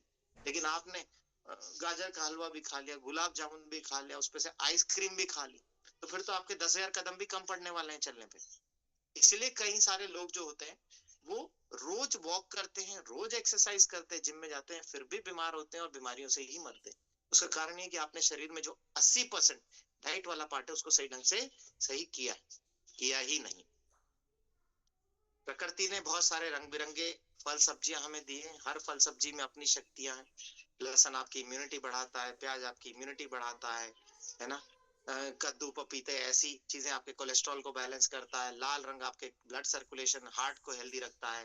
पर्पल आपकी इम्यूनिटी को बढ़ाता है। बैंगनी कलर बैंगन खाना, रेड ग्रेप्स, है ना। उसके बाद हरी चीजें जितनी भी है ये आपके स्टमक को हेल्दी रखती है, गट को हेल्दी रखती है। भगवान ने प्रकृति में इतने रंग बिरंगी भोजन दिए हैं हमें, और पता है लोग समझने लग गए। पिछले 2015 से मैं सेशन दे रहा हूँ लोगों को खाने के ऊपर, डाइट के ऊपर, जिसमें कलर्स और फूड कलर्स की बात करता हूँ, इम्यूनिटी की बात करता हूँ। तो बहुत सारे लोगों को मैंने देखा परिवर्तन आया पिछले 2-3 साल से। आजकल वो जो टेंट लगा करके वो खेती होती है, ड्रिप इरिगेशन होता है, उसमें कलरफुल सब्जियां उगा रहे हैं, स्ट्रॉबेरी उगा रहे हैं। तो ज्यादा हरे हमारे वो खीरे आने लग गए हैं कि हाँ कलरफुल, जितना कलरफुल खाएंगे उतनी हमारी इम्यूनिटी बढ़ेगी। लेकिन जितना वो कलर है उनमें से मैक्सिमम कलर जो है वो किसानों ने डाला है, उस सब्जियों को चमकाया है, चमकीला बनाया है, ताकि आप उससे ठीक नहीं हो और उल्टा बीमार हो जाए। हाइब्रिड सब्जियों में केमिकल से बढ़ा रहे उत्पादन मानव स्वास्थ्य के लिए खतरनाक। हाथों में हो गए थे कैंचे, फास्ट फूड ने ली बच्चे की जान। कितने साल की थी बच्ची? 11 साल की। एम्स में ऑपरेशन हुआ। और हम सोचते ही नहीं, ये स्वाद भरा भोजन, ये फीका भोजन जो हमारी जुबान को अच्छा लग रहा है ना। कई लोग जुबान कहते हैं जुबान अपनी अच्छी रखनी चाहिए। क्यों अच्छी रखनी? सबके लिए मीठा बोलो, है ना। ऐसी वाणी बोलिए मन का आपा खोए, औरों को शीतल करे आपो शीतल होए, है ना। खुद का भी मन अच्छा लगे, दूसरा भी मन। तो कई लोग इतना मीठा बोलते हैं, वो इतना मीठा जहर है, कई बार आवश्यकता से अधिक मीठा। आपको जो ज्ञान दे रहा है ना कि भैया डॉक्टर साहब की कहाँ सुनता है, वो तो पैसे खर्च करवाते हैं, उसका ज्ञान आपको मीठा लग रहा है। अरे वो मीठा नहीं, वो जहर बन चुका है, वो फास्ट फूड की तरह हो गया है। अत्यधिक शक्कर खाने से आप बीमार होते हो, उसने फास्ट फूड वाला ज्ञान दे दिया आपको। तो जुबान अच्छी होनी चाहिए, मीठी होनी चाहिए, लेकिन अत्यधिक मीठा जहर है शरीर के लिए, वो कड़वा है ना। और जुबान के स्वाद को अगर आप त्याग सके ना, तो आप जीवन में बहुत कुछ काबू में पालोगे। तो फास्ट फूड भी जुबान का ही स्वाद है, ऐसा आपका आपा नहीं होना चाहिए। इन सबको कंट्रोल करने की जरूरत है। इनमें इन सारी चीजों में ट्रांस फैट, है ना, जो वो चारकोल बनाया जाता है, इनके अंदर टेनिस जनरेट होते हैं, बहुत सारे टॉक्सिन जनरेट हो जाते हैं। जब इनकी कुकिंग थेरेपी आप पढ़ोगे, अगर आप पढ़ोगे कि बर्गर जो फ्राई करके जिस तरीके से इसको बनाया जाता है, तो इसमें कौन कौन से केमिकल जनरेट हो जाते हैं आपके फूड के, आपके कार्बोहाइड्रेट ही टॉक्सिन में कन्वर्ट हो जाता है। वो जो कार्बन है वही आपको बीमारियां पैदा करता है। तो इस 11 साल की बच्ची को नहीं बचाया जा सके, लेकिन ये हमारी लाइफस्टाइल का हिस्सा बन गया फास्ट फूड। मैगी खाना भी रिकमेंडेड है कि आप 7 दिन में एक बार मैगी खा सकते हो, क्योंकि इतना आपका शरीर झेल लेगा। लेकिन फिर भी देखो आप, प्रेजेंटेशन ही इतना है, 2 मिनट रुक सकते हैं, सर के बल रह सकते हैं, है ना। 2 मिनट में नूडल्स, मैगी नूडल्स बन जाता है आपका। तो जो ऑफिस जाने वाली माँ है उनके लिए बहुत आसान हो गया कि यार क्या करें, मेरे को तो काम है, ऑफिस का काम है, स्कूल में पढ़ाने जाना है, तो फटाफट 2 मिनट के अंदर अपने बच्चे को कचरा दे दिया। जब तक वहां से वापस आए तो पता लगा बच्चा बीमार पड़ा हुआ है, अस्पताल ले गए, बच्चा मर गया पेट में इन्फेक्शन होने की वजह से। अब आपके 2 मिनट भारी पड़ गए। अब आपने नौकरी छोड़ दी, यार जो दूसरा बच्चा बचा हुआ है उसका मैं अब उसका ख्याल रखूंगी। तो इससे बढ़िया पहले ही ख्याल रख लेते। नहीं, रिफाइंड तेल भयंकर, सबको पता है कि ये मौत का तेल है, सबको पता है कि इतना तेल जब्त हो रहा है, खराब तेल है, बट तेल हमारे जीवन का एक हिस्सा बन चुका है। आप इसे कम कर सकते हो पर जीवन से कभी हटा नहीं सकते। तो जितना कम कर सको उतना बढ़िया। कम से कम ऐसा तेल तो शरीर में मत डालो, रिफाइंड तेल जो बिल्कुल ही खराब। मैं अभी गेहूं लेने गया एक दुकान के ऊपर, मतलब मेरी आजकल टेंडेंसी ये हो गई कि जो सबसे अच्छा है खाने में वो, क्योंकि पैसा हम जीवन भर कमा लेंगे। मैं पैसे बैंक में रख के क्या करूंगा? अगर चले गया तो बैंक में रखा रह जाएगा पैसा। और इसीलिए आरबीआई एसबीआई में इतने सारे बहुत सारे अकाउंट होते हैं, परिवार के परिवार चले जाते हैं, पैसा उनके पास पड़ा रहता है। 5-5 10 साल से किसी ने अकाउंट आके क्लेम ही नहीं करा, क्योंकि वो लोग तो चले गए, पैसा वहीं पड़ा रह गया।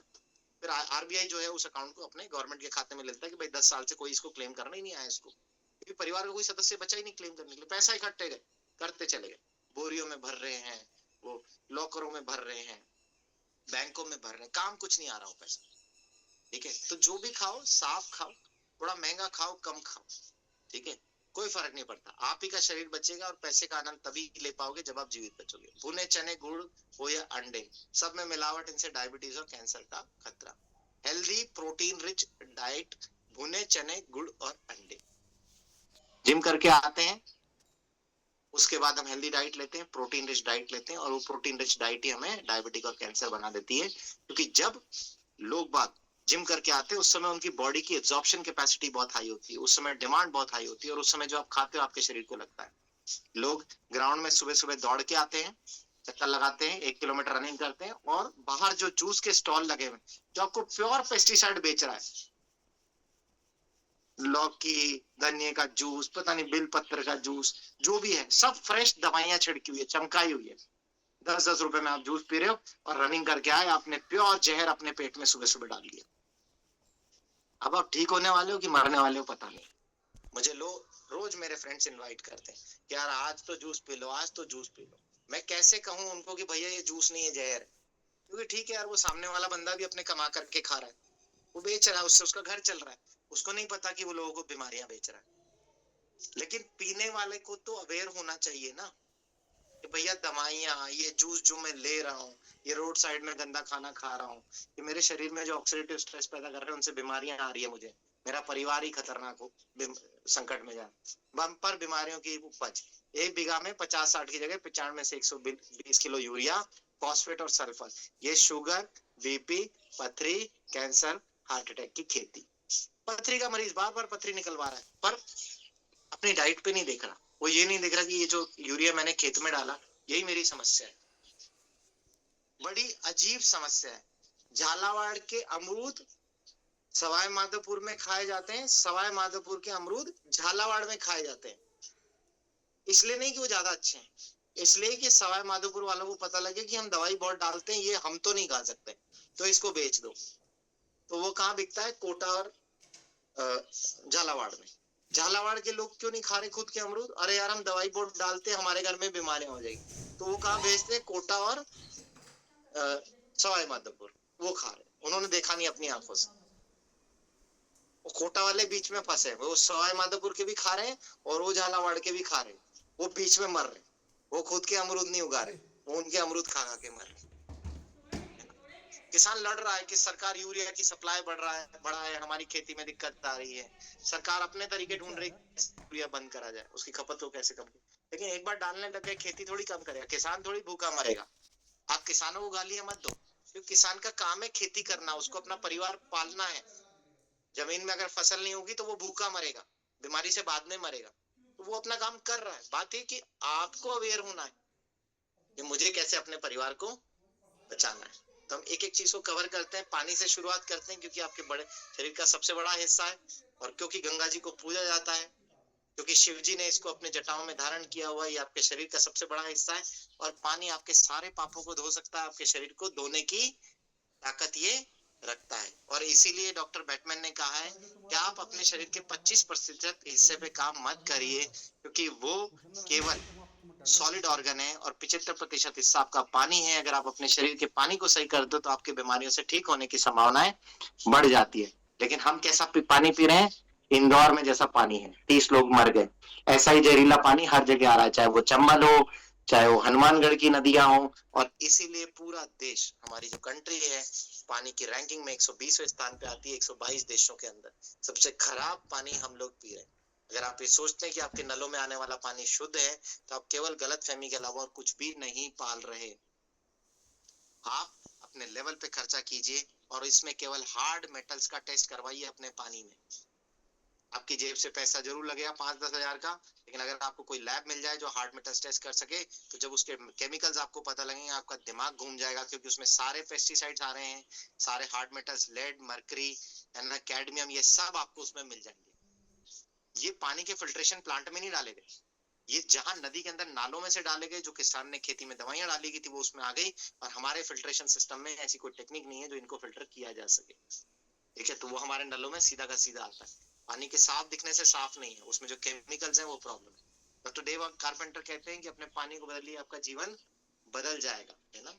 आप ऐसा पानी पीजिए जो आपके जीवन में आपको शक्ति दे सके, ऐसा पानी जिसमें एंटीऑक्सीडेंट गुण हो, ऐसा पानी जो 64 सेब के बराबर आपको ताकत दे सके, अगर आपको सिर्फ 1 गिलास पानी पी लेते हो।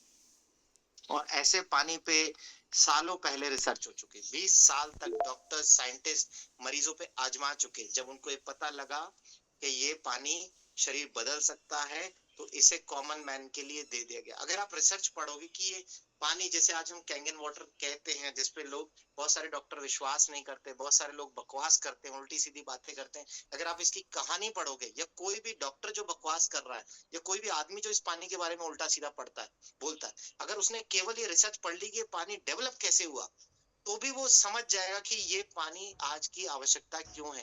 क्योंकि 2017 में जब मैं कहता था कि हवा साफ होनी चाहिए, 8 साल बाद समझ में आई, तो आज अगर मैं पानी की बात कर रहा हूं तो 8 साल बाद आपको समझ में आएगा। लेकिन अगर हार्ट अटैक से 1 करोड़ लोग हर साल मर रहे हैं, तो तय कर लीजिए अगले 8 साल में जो 8 से 10 करोड़ लोग मरेंगे, उसमें से आपके परिवार का एक सदस्य हो सकता है। होगा ये मैं नहीं कह रहा, पर होने की संभावना तो है, क्योंकि आप भी उसी कैटेगरी में आ रहे हो अगर आप जीवन के लिए डिसीजन लेते हो। तो इस पानी की कहानी आज मैं आपको सुनाता हूँ। ये पानी लोगों के जीवन में आया कैसे। एक पेपर भी है मेरे पास। ये क्या है कि सबसे पहले जब भी कहीं रिक्वायरमेंट होती है, हमें खाने की रिक्वायरमेंट होती है, और उपज कैसे बढ़ाई जाए इस पर रिसर्च होती है। जापान में भी रिसर्च हुई कि खेती को हम कैसे बढ़ाएं। तो हमारे यहाँ आई हरित क्रांति। हरित क्रांति आई, हमने दवाइयां छिड़क के फसल की पैदावार बढ़ाने की टेक्निक देखी, जिसमें ऑक्सीटोसिन जैसे इंजेक्शन आए, हार्मोनल स्प्रेज आए, बहुत सारे कीटनाशक आए। ये हमारे इंडिया में टेक्निक डेवलप हुई। जापान में क्या टेक्निक डेवलप हुई, उन्होंने बहुत सारे पानी पड़े कि कुछ जगहों पर जो है नदी के किनारे फसल बहुत अच्छी उगती है, तो वहां की मिट्टी में क्या, क्यों वहां सेम पौधा बहुत अच्छा उग रहा है, किसी और जगह की मिट्टी में नहीं उग रहा। तो जब उन्होंने सॉइल एनालिसिस करा, तो उन्हें समझ में आया कि वहां के पानी में क्वालिटी है। वही पानी जब उन्होंने दूसरी जगह जहां पौधा अच्छा नहीं उग रहा था उसको पिलाया, तो उन्हें पता लगा कि यार वो पौधा भी अच्छा उगने लग गया जिसको वहां का पानी पिलाया गया। तो इसका मतलब पानी कुछ इंग्रेडिएंट्स दे रहा है उसको। उन्होंने उन पानी को एनालाइज करा, स्टडी करा, और उसके इक्विवेलेंट पानी जनरेट करने की कोशिश करी। उन्होंने देखा ये पानी आयनाइज्ड वाटर है। जब पानी को हम चार्ज करेंगे इलेक्ट्रिकली, तो इसमें कुछ आयनाइजेशन होगा, उसकी एक पीएच जनरेट होगी, और वो पानी जब हम पौधों को देंगे तो वो उनका एब्जॉर्प्शन कैपेसिटी बढ़ जाएगी, और पौधों की ग्रोथ भी बढ़ेगी, और पौधों की उपज भी बढ़ाई गई इस पानी की टेक्निक से। उस समय सारे कमर्शियल आयनाइजर आते थे, मतलब फैक्ट्रियों के अंदर आयनाइजेशन टेक्निक यूज होती थी हाइड्रोजन जनरेट करने के लिए। तो जो हाइड्रोजन जनरेट होती है वो बेसिकली पानी के इलेक्ट्रोलिसिस से जनरेट होती है, जो गैस हम जनरेट करते हैं। तो वो पौधों को जब पानी पिलाया गया, तो उन्होंने देखा यार कि फसल बहुत अच्छी होने लगी। कमर्शियल आयनाइजर आते थे जिससे पेड़ पौधों को पानी पिलाया जाता था, और फसल की उपज अच्छी ली जाती थी। ये जापान में टेक्निक डेवलप हो रही है। कितने साल पहले? 60 साल पहले। और पैरेलली इंडिया में हरित क्रांति चल रही है, जहां हम दवाइयां छिड़क रहे हैं। जब ये रिसर्च हुई, तो कुछ लोगों के दिमाग में आया कि अगर हम पौधों की कोशिकाओं में निर्माण कर सकते हैं पानी की मदद से, तो यही सेम निर्माण मानव शरीर में भी किया जा सकता है। तो क्या जो जापान उस समय प्रॉब्लम से जूझ रहा था, हिरोशिमा नागासाकी बॉम्बिंग की वजह से जो बच्चे अपंग पैदा हो रहे थे, क्या इस तरह का पानी ह्यूमन बॉडी को दिया जा सकता है? तो उन्होंने वो पानी ह्यूमन बॉडी के लिए सेफ कन्वर्जन में कन्वर्ट किया कि भाई हम क्या करें कि जब हम मेटल के ऊपर, क्योंकि मेटल के ऊपर ही आप इलेक्ट्रोलिसिस करा सकते हो कि उसमें से मेटल नहीं निकले, पानी पीने के लिए सेफ भी रहे, और शरीर की कोशिकाएं भी खराब नहीं हो। तो बहुत लंबे टाइम ये रिसर्च चलती रही साइंटिस्ट और डॉक्टर्स के बीच में कि पानी की क्वालिटी ये होनी चाहिए, और साइंटिस्ट ये रिसर्च करते रहे कि किस टेक्निक से ये चीजें हो पाएगी। तो उसमें मेटल जनरेट हो गया है कि प्लैटिनम के ऊपर हम जीवन भर ही करा सकते हैं, टाइटेनियम हार्ड मेटल है उसके ऊपर ये चीजें हो सकती है। और फिर ये मशीन डेवलप करी गई। ये मशीन डेवलप होने के बाद ये पहुंची जापान के हॉस्पिटल्स में, इन मरीजों के लिए जिनको आंतों का कैंसर होता था। वो आंतों के कैंसर के ऊपर ट्रायल किया गया। वो मरीज जो मरने की कंडीशन में, क्योंकि ये तय है कि ये मरने वाला है, तो इसके ऊपर ट्रायल किया जा सकता है, कंसेंट लेके ट्रायल होते थे। ये देखा गया कि जब इन लोगों को ये पानी दिया गया, तो धीरे धीरे आंतों का कैंसर रिग्रेस करने लग गया, स्टेजिंग डाउन होने लग गई, और पेशेंट्स में बहुत इंप्रूवमेंट देखा गया। लेकिन साथ में ये भी इंप्रूवमेंट देखा गया कि पानी के साथ ही उनकी गट की हीलिंग, जैसे कि उनको खाना नहीं खाया जाता था, उल्टियां होती थी, गैस की प्रॉब्लम बहुत थी, खाना नहीं भाता था, उनकी गट की हीलिंग भी स्टार्ट हो गई। ये इसलिए नहीं हुआ कि पानी का नेचर अल्कलाइन था, ये इसलिए हुआ कि जैसी आपकी आंतें साफ होने लगी, अपने आप आपका एसिड मैकेनिज्म प्रोडक्शन जो है वो बैलेंस होने लग गया। क्योंकि अभी तक आपके शरीर में बीमारियां होने की वजह से एसिड प्रोडक्शन भी अबनॉर्मल हो रहा था, बॉडी का बैलेंस खराब हो गया। तो आपकी आंतें साफ हुई, आपका एसिड प्रोडक्शन नॉर्मल हुआ, भूख लगने लग गई, अंदर की गट की लाइनिंग, जो आपकी आंतों की लाइनिंग है वो नॉर्मल हो गई, उनमें अगर छाले थे वो ठीक हो गए, तो अब आपका पेट हल्का हो गया। तो जब गट की पूरी साइकिल जो है, क्योंकि ये पूरी साइकिल है, आपका खाना पेट में टूटता है, आंतों में एब्जॉर्ब होता है, पानी आपकी बड़ी आंत में एब्जॉर्ब होता है, पूरी साइकिल है बहुत बड़ी, इसमें लिवर पैंक्रियास के एंजाइम आते हैं। ये पूरी साइकिल जब देखी गई कि इस पानी की मदद से सही हो रही है, तो अपने आप पेट की बीमारियों में भी आराम आने लग गया। आगे जब ये रिसर्च चली, 20 साल तक इस पानी से रिसर्च करी गई, तो देखा गया 2.5 pH पानी एंटीबैक्टीरियल है, हॉस्पिटल में पोछे लगाने के लिए इस्तेमाल हो सकता है। इसको जब स्किन पे इस्तेमाल करते हैं तो घाव भरने लग जाते हैं। फिर ये पानी जब बीमारियों से पिलाया गया, तो बहुत सारे मरीज मल्टीपल बीमारियों के साथ आते हैं। वो दे एक बीमारी के लिए रहे थे, लेकिन ठीक दूसरी बीमारी भी होने लग गई थी। 20 साल तक पूरा डेटा एनालाइज करा वहां के डॉक्टरों ने, और फाइनली वहां की जो मिनिस्ट्री है उनसे परमिशन लेकर के ये प्रोडक्ट लॉन्च हुआ कॉमन आदमी के लिए, और 52 साल पहले ये कॉमन आदमी के लिए मार्केट में लॉन्च हो गया। लेकिन हम आज भी बहस कर रहे हैं कि क्यों हमारे जीवन में पानी अच्छा होना चाहिए, 52 साल बाद, जब ये रिसर्च ऑलरेडी मार्केट में हो चुकी। और रिसर्च स्टार्ट हुई 70 साल पहले, 20 साल तो हो चुके। जापान की मिनिस्ट्री सर्टिफिकेशन दे चुकी कि हाँ ये सर्टिफाइड है, और बहुत सारे डॉक्टर रिसर्च पेपर इस पे लिख चुके कि ये रिजल्ट इससे लिए गए। लेकिन फिर भी देखो, कंपनी ये कभी नहीं कहती कि हम ये क्लेम करते हैं कि इसकी वजह, इस पानी की मदद से आप किसी बीमारी को ठीक कर सकते हो, क्योंकि आपको नहीं पता कि आज कैंसर का जो पेशेंट है वो अपनी किस स्टेज पे बैठा हुआ है। मान लो उसके 3 ही दिन बाकी रह गए, क्योंकि जब आप शरीर सुधारते हो इसे एक समय चाहिए होता है। 3 महीने में आपके आरबीसी बनते हैं, ठीक है, 1 महीने में आपकी स्किन की कोशिकाएं बदलती है, 8 साल में आपका पूरा शरीर नया हो जाता है। लेकिन किसी आदमी के पास वो समय नहीं हो तो वो मर जाएगा। तो भले ही लोग ठीक हो रहे हैं, लकवे के मरीज ठीक हो रहे हैं, हार्ट पेशेंट्स ठीक हो रहे हैं, कैंसर के पेशेंट ठीक हो रहे हैं, लेकिन कंपनी देखो फिर भी ये कहती है कि हम ये क्लेम नहीं करते कि ये पानी किसी की बीमारी ठीक कर सकता है। ये केवल स्वास्थ्यवर्धक पानी है, एंटीऑक्सीडेंट पानी है, जो आपके शरीर को स्वस्थ करने में मदद करता है। मतलब कंपनी कितना लो बोलती है अपने लिए। फिर इसके बाद एक डुप्लीकेट मार्केट क्रिएट हुआ। जैसे हम लोग इंसेक्टिसाइड, पेस्टिसाइड स्प्रे करके खेती बढ़ाना सीखे, जापान वाले टेक्निक से सीखे, शरीर को साफ करके सीखे, या हमने दूसरी टेक्निक बिल्ड करी, इसकी कॉपीज। क्योंकि आयनाइजेशन तो हम सीख चुके, ये तो पहले से ही मशीनें आ रही है, तो हमने डुप्लीकेट मशीनें बनानी स्टार्ट करी। हमने ये भी, इंडिया के अंदर लोगों ने ये भी नहीं सोचा कि एक 20 साल लगे उस मशीन को, उस टेक्निक को डेवलप करने में, तब जाके लॉन्च हुई। जापान की मिनिस्ट्री ने इसे मेडिकल डिवाइस का सर्टिफिकेशन दिया।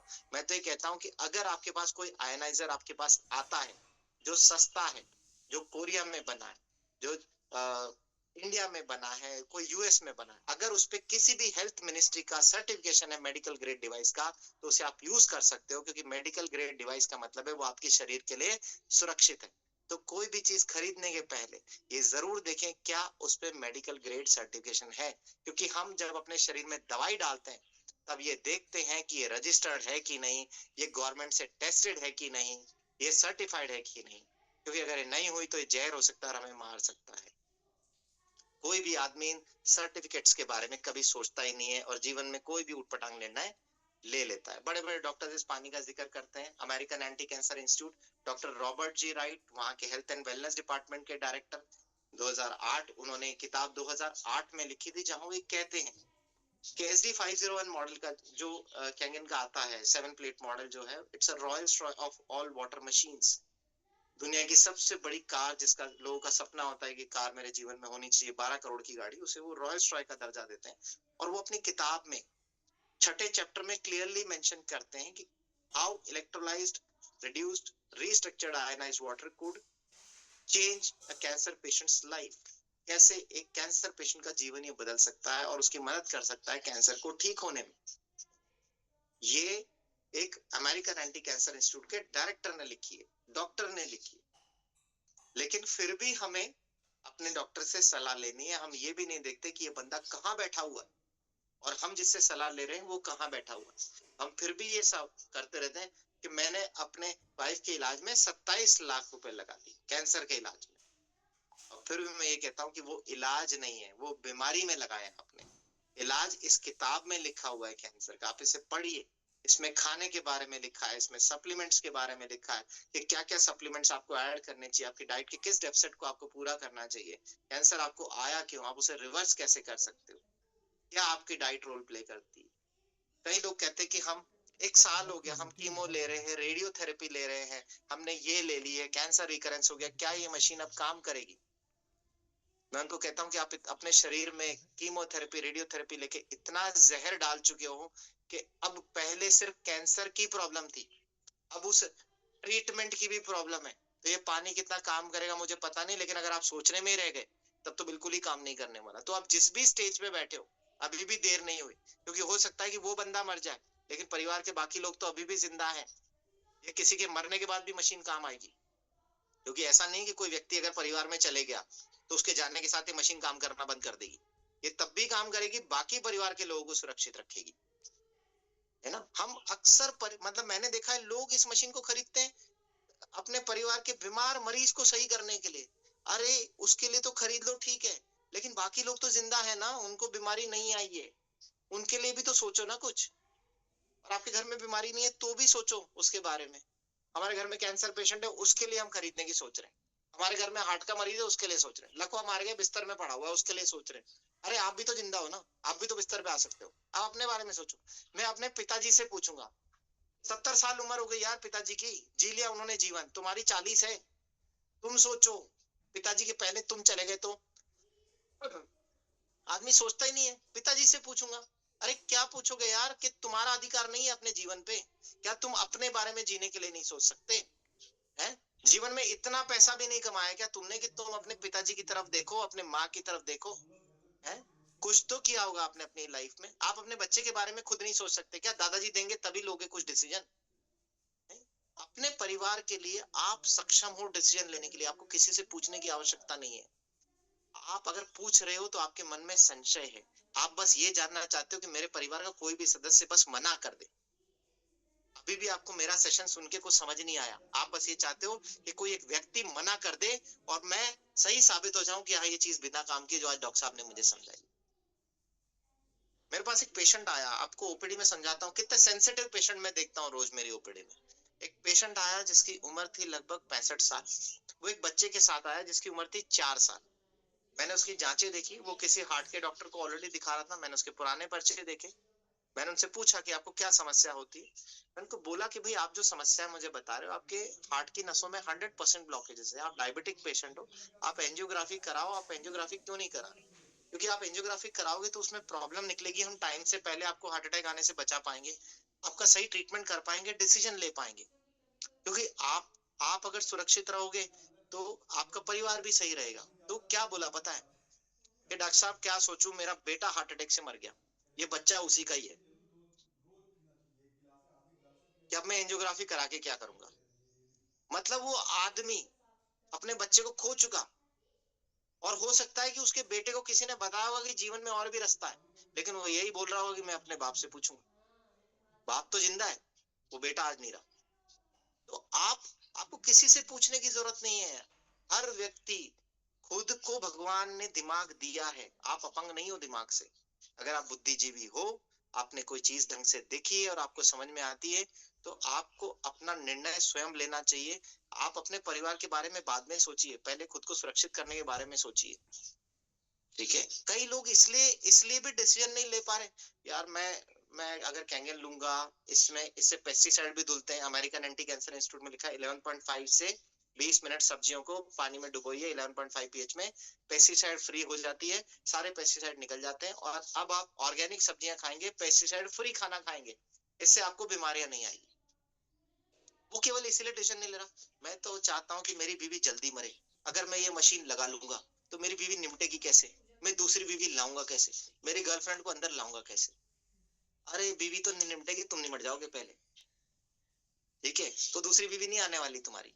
अरे ठीक है, पी लेगी थोड़ा पानी, रह लेगी जिंदा, अपनी गर्लफ्रेंड के लिए दूसरी लगा लेना, पर खुद भी तो बचोगे। ये सोचो अपने बारे में, ठीक है ना। तो अगर आपने ये चीज देखी है, आपको समझ में आई है, तो आपको किसी से पूछने की आवश्यकता नहीं है। अरे परिवार में आप ले लो डिसीजन। और इस पानी के बारे में सिर्फ मैं नहीं बोलता, दुनिया के बहुत सारे डॉक्टर्स ने बहुत कुछ लिखा है ना।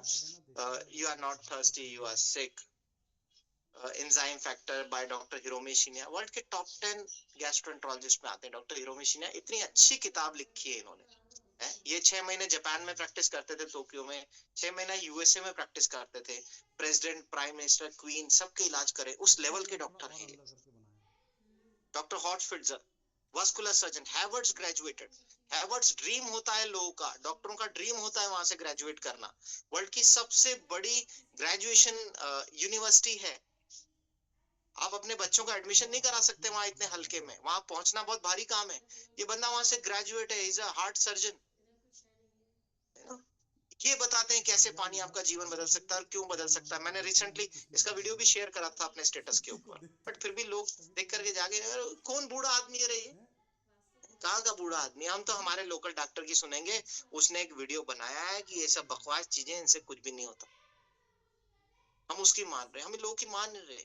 डॉक्टर कॉरिनी एलेंस, इनका न्यूरो का खुद का सेंटर है, बहुत सारे सेरेब्रल पैल्सी के बच्चों पे इन्होंने रिसर्च करी है ना। ऐसे बच्चे जो चल नहीं सकते, खा नहीं सकते, हाइपोक्सिक ब्रेन इंजरी के शिकार हो चुके हैं, लकवे के मरीज जो बिस्तर से उठ नहीं पा रहे हैं सालों से, उन मरीजों को इन्होंने ठीक करा है केवल उनका भोजन पानी बदल के, इस कैंगन वाटर की मदद से। इसके आगे कोई रिसर्च की आवश्यकता है क्या? केवल इनकी लिखी हुई किताब पढ़ लेना हम, नहीं। डॉक्टर डेव कारपेंटर, तो ऐसे बहुत सारे डॉक्टर हैं फॉरेन के जिन्होंने किताबें लिखी। डॉक्टर रे साइंटिस्ट हैं, रे कुर्ट्जवर्थ, 16 पीएचडी डिग्री है उनके पास, 16 PhD, world's biggest scientist. Thomas Alva Edison कहते हैं उनको आज का। उन्होंने बताया कि कैंगन वाटर कैसे आपके शरीर को अंदर से सही करता है, एक साइंटिस्ट ने रिसर्च करके बताया, वो डॉक्टर नहीं है। वर्ल्ड का सबसे टॉप साइंटिस्ट इस टाइम का रे कुर्ट्जवर्थ, उसके बारे में आप पढ़ सकते हो। वो कैंगन वाटर के बारे में भी उन्होंने रिसर्च करी, उन्होंने जस्टिफाई करा और प्रूव करा कि ह्यूमन बॉडी के लिए इससे अच्छी चीज नहीं हो सकती। एक ऐसा पानी ना जो केवल आपको एंटीऑक्सीडेंट्स प्रोवाइड कर रहा है, आपकी बॉडी में हीलिंग कर रहा है, आपके कोलेस्ट्रॉल को बैलेंस कर रहा है, आपकी आंतों को साफ कर रहा है, आपके कैंसर हील होने में मदद कर रहा है, आपके खाने से पेस्टिसाइड निकल सकता है। 80% चीजें केवल पानी की मदद से हमने सही कर ली। 20% बस आपको एक्सरसाइज, योगा, मेडिटेशन करना है, वो आपके हाथ में है, उसके लिए किसी मशीनों की जरूरत आपको नहीं है। और आप देखिए बहुत सालों तक इन डॉक्टरों ने मेहनत करी और उसका नतीजा आज कम्युनिटी मेडिसिन की किताब, सेकंड कम्युनिटी मेडिसिन इंडिया में डॉक्टर्स को सेकंड ईयर में पढ़ाई जाती है। हमें दवाइयां पढ़ाई जाती है, उसके पहले कम्युनिटी मेडिसिन पढ़ाई जाती है। कम्युनिटी मेडिसिन वो ब्रांच है जिसके अंदर बीमारियां कैसे रोकी जा सकती है, जी मतलब बीमार होने से कैसे बचा जा सकता है, पर्यावरण में आपको क्या ध्यान रखना है ना, इकोसिस्टम के बैलेंस को समझाना। वहां एक चैप्टर जोड़ दिया गया पानी के ऊपर, वाटर एंड सैनिटाइजेशन, जिसमें एक चैप्टर एक पैराग्राफ पूरा कैंगन वाटर ही है। आप उसमें फोटो देखोगे तो SD501 की मॉडल इसमें लगा हुआ, और जिस बंदे ने ये चैप्टर जोड़ा है is called doctor come scientist of India. किसी छोटे मोटे आदमी ने चैप्टर नहीं जोड़ा, कम्युनिटी मेडिसिन किताब में जो MBBS के अंदर पढ़ाई जाती है, छोटा मोटा डॉक्टर नहीं है, doctor come scientist, is called iodine man of India. उस बंदे ने ये रिसर्च करके बताया कि इंडिया में जो थायराइड ग्लैंड के बीमार मरीज हैं, एक टाइम पे आप देखोगे घेंगा रोग जिसमें थायराइड ग्लैंड लटका हुआ रहता था, उसके मरीज इतनी मात्रा में थे, उन्होंने बताया कि सिर्फ नमक में आयोडीन डाल करके हम इन मरीजों को ठीक कर सकते। और उस समय से आयोडाइज नमक का कंसेप्ट आया, नमक की टेस्टिंग होती थी कि इसमें आयोडीन है कि नहीं। आज हम आयोडाइज नमक खा रहे हैं और उनकी वो देन है कि सिंपल आयोडीन नमक में डालने से आज हमारे बीच में गोइटर के पेशेंट, जो बड़े बड़े आप थायराइड ग्लैंड के पेशेंट देखते थे, गला नीचे लटका हुआ रहता था, वो मरीज आज इंडिया में आपको देखने को नहीं मिलते। उस लेवल के वो डॉक्टर और साइंटिस्ट हैं, और उनको इसी चीज के लिए पद्मश्री से अवार्ड किया गया। और आप देखिए उनके जीवन की भी एक कहानी है। उनको पार्किंसोनिज्म था, उस पार्किंसोनिज्म की वजह से वो पैदल नहीं चल सकते थे, वो व्हील चेयर पे चलते थे। अगर आप उनका वीडियो देखोगे तो जब उनको पद्मश्री अवार्ड मिला तो व्हील चेयर पे लेने गए थे, और उसके बाद के जो उनके वीडियो हैं, जब ये मशीन उनके जीवन में आई, आज वो नाचते हैं स्टेज पे खड़े होकर के। और जब वो खुद के पैरों पे खड़े हो गए, उनका पार्किंसोनिज्म ठीक हो गया, तो उन्होंने एक चैप्टर इस किताब में जुड़वाया ताकि आने वाले डॉक्टर्स इस चैप्टर को पढ़ सके और किसी भी आदमी को गुमराह नहीं करें कि भैया ये पानी किसी काम का नहीं है। लेकिन वो डॉक्टर बन के जब तक निकलेंगे तो 8-10 साल लगेंगे, लेकिन फिर वही 8-10 साल में इंडिया के अंदर 8-10 करोड़ लोग हार्ट की बीमारी से मर चुके होंगे, और उनमें से कोई ना कोई सदस्य आपका जानकारी, आपका परिवार का सदस्य होने की संभावना डेफिनेट है, जिस तरीके से बीमारी इंडिया में बढ़ रही है।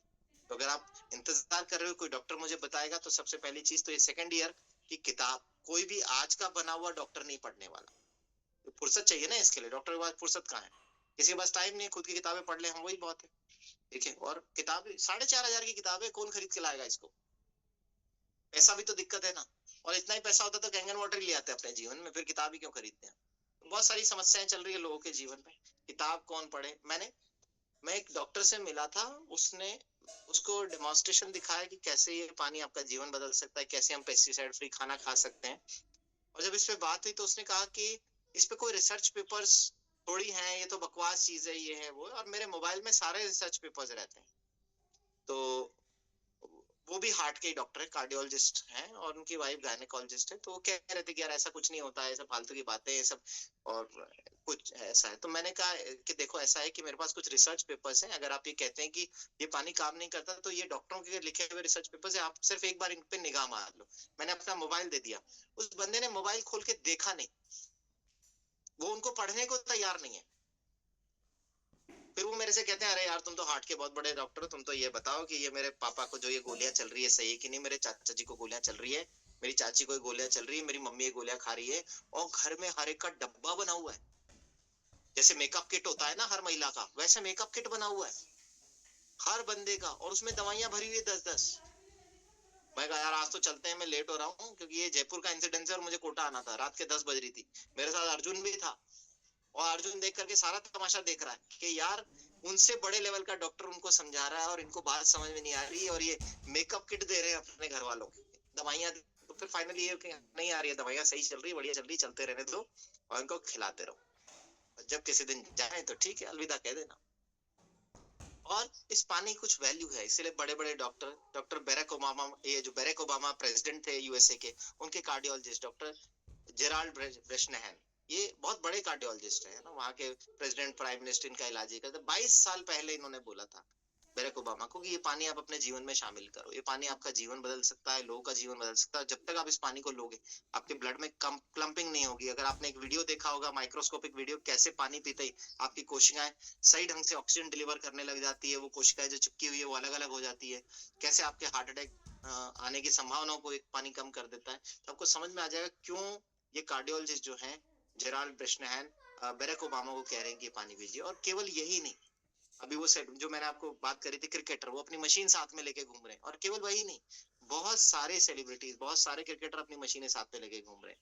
दुनिया में अगर आप सेलिब्रिटीज की बात करो तो डोनाल्ड ट्रंप हो गया है ना, बहुत सारे चेहरे, लियोनार्डो डी कैप्रिको, टॉम क्रूज, है ना। हमें ये दिखाया जाता है, वो जो बच्चों का फेवरेट स्टार है आयरन मैन, है ना, स्टीव जॉब्स, सबके फोटो देखो आप, है ना।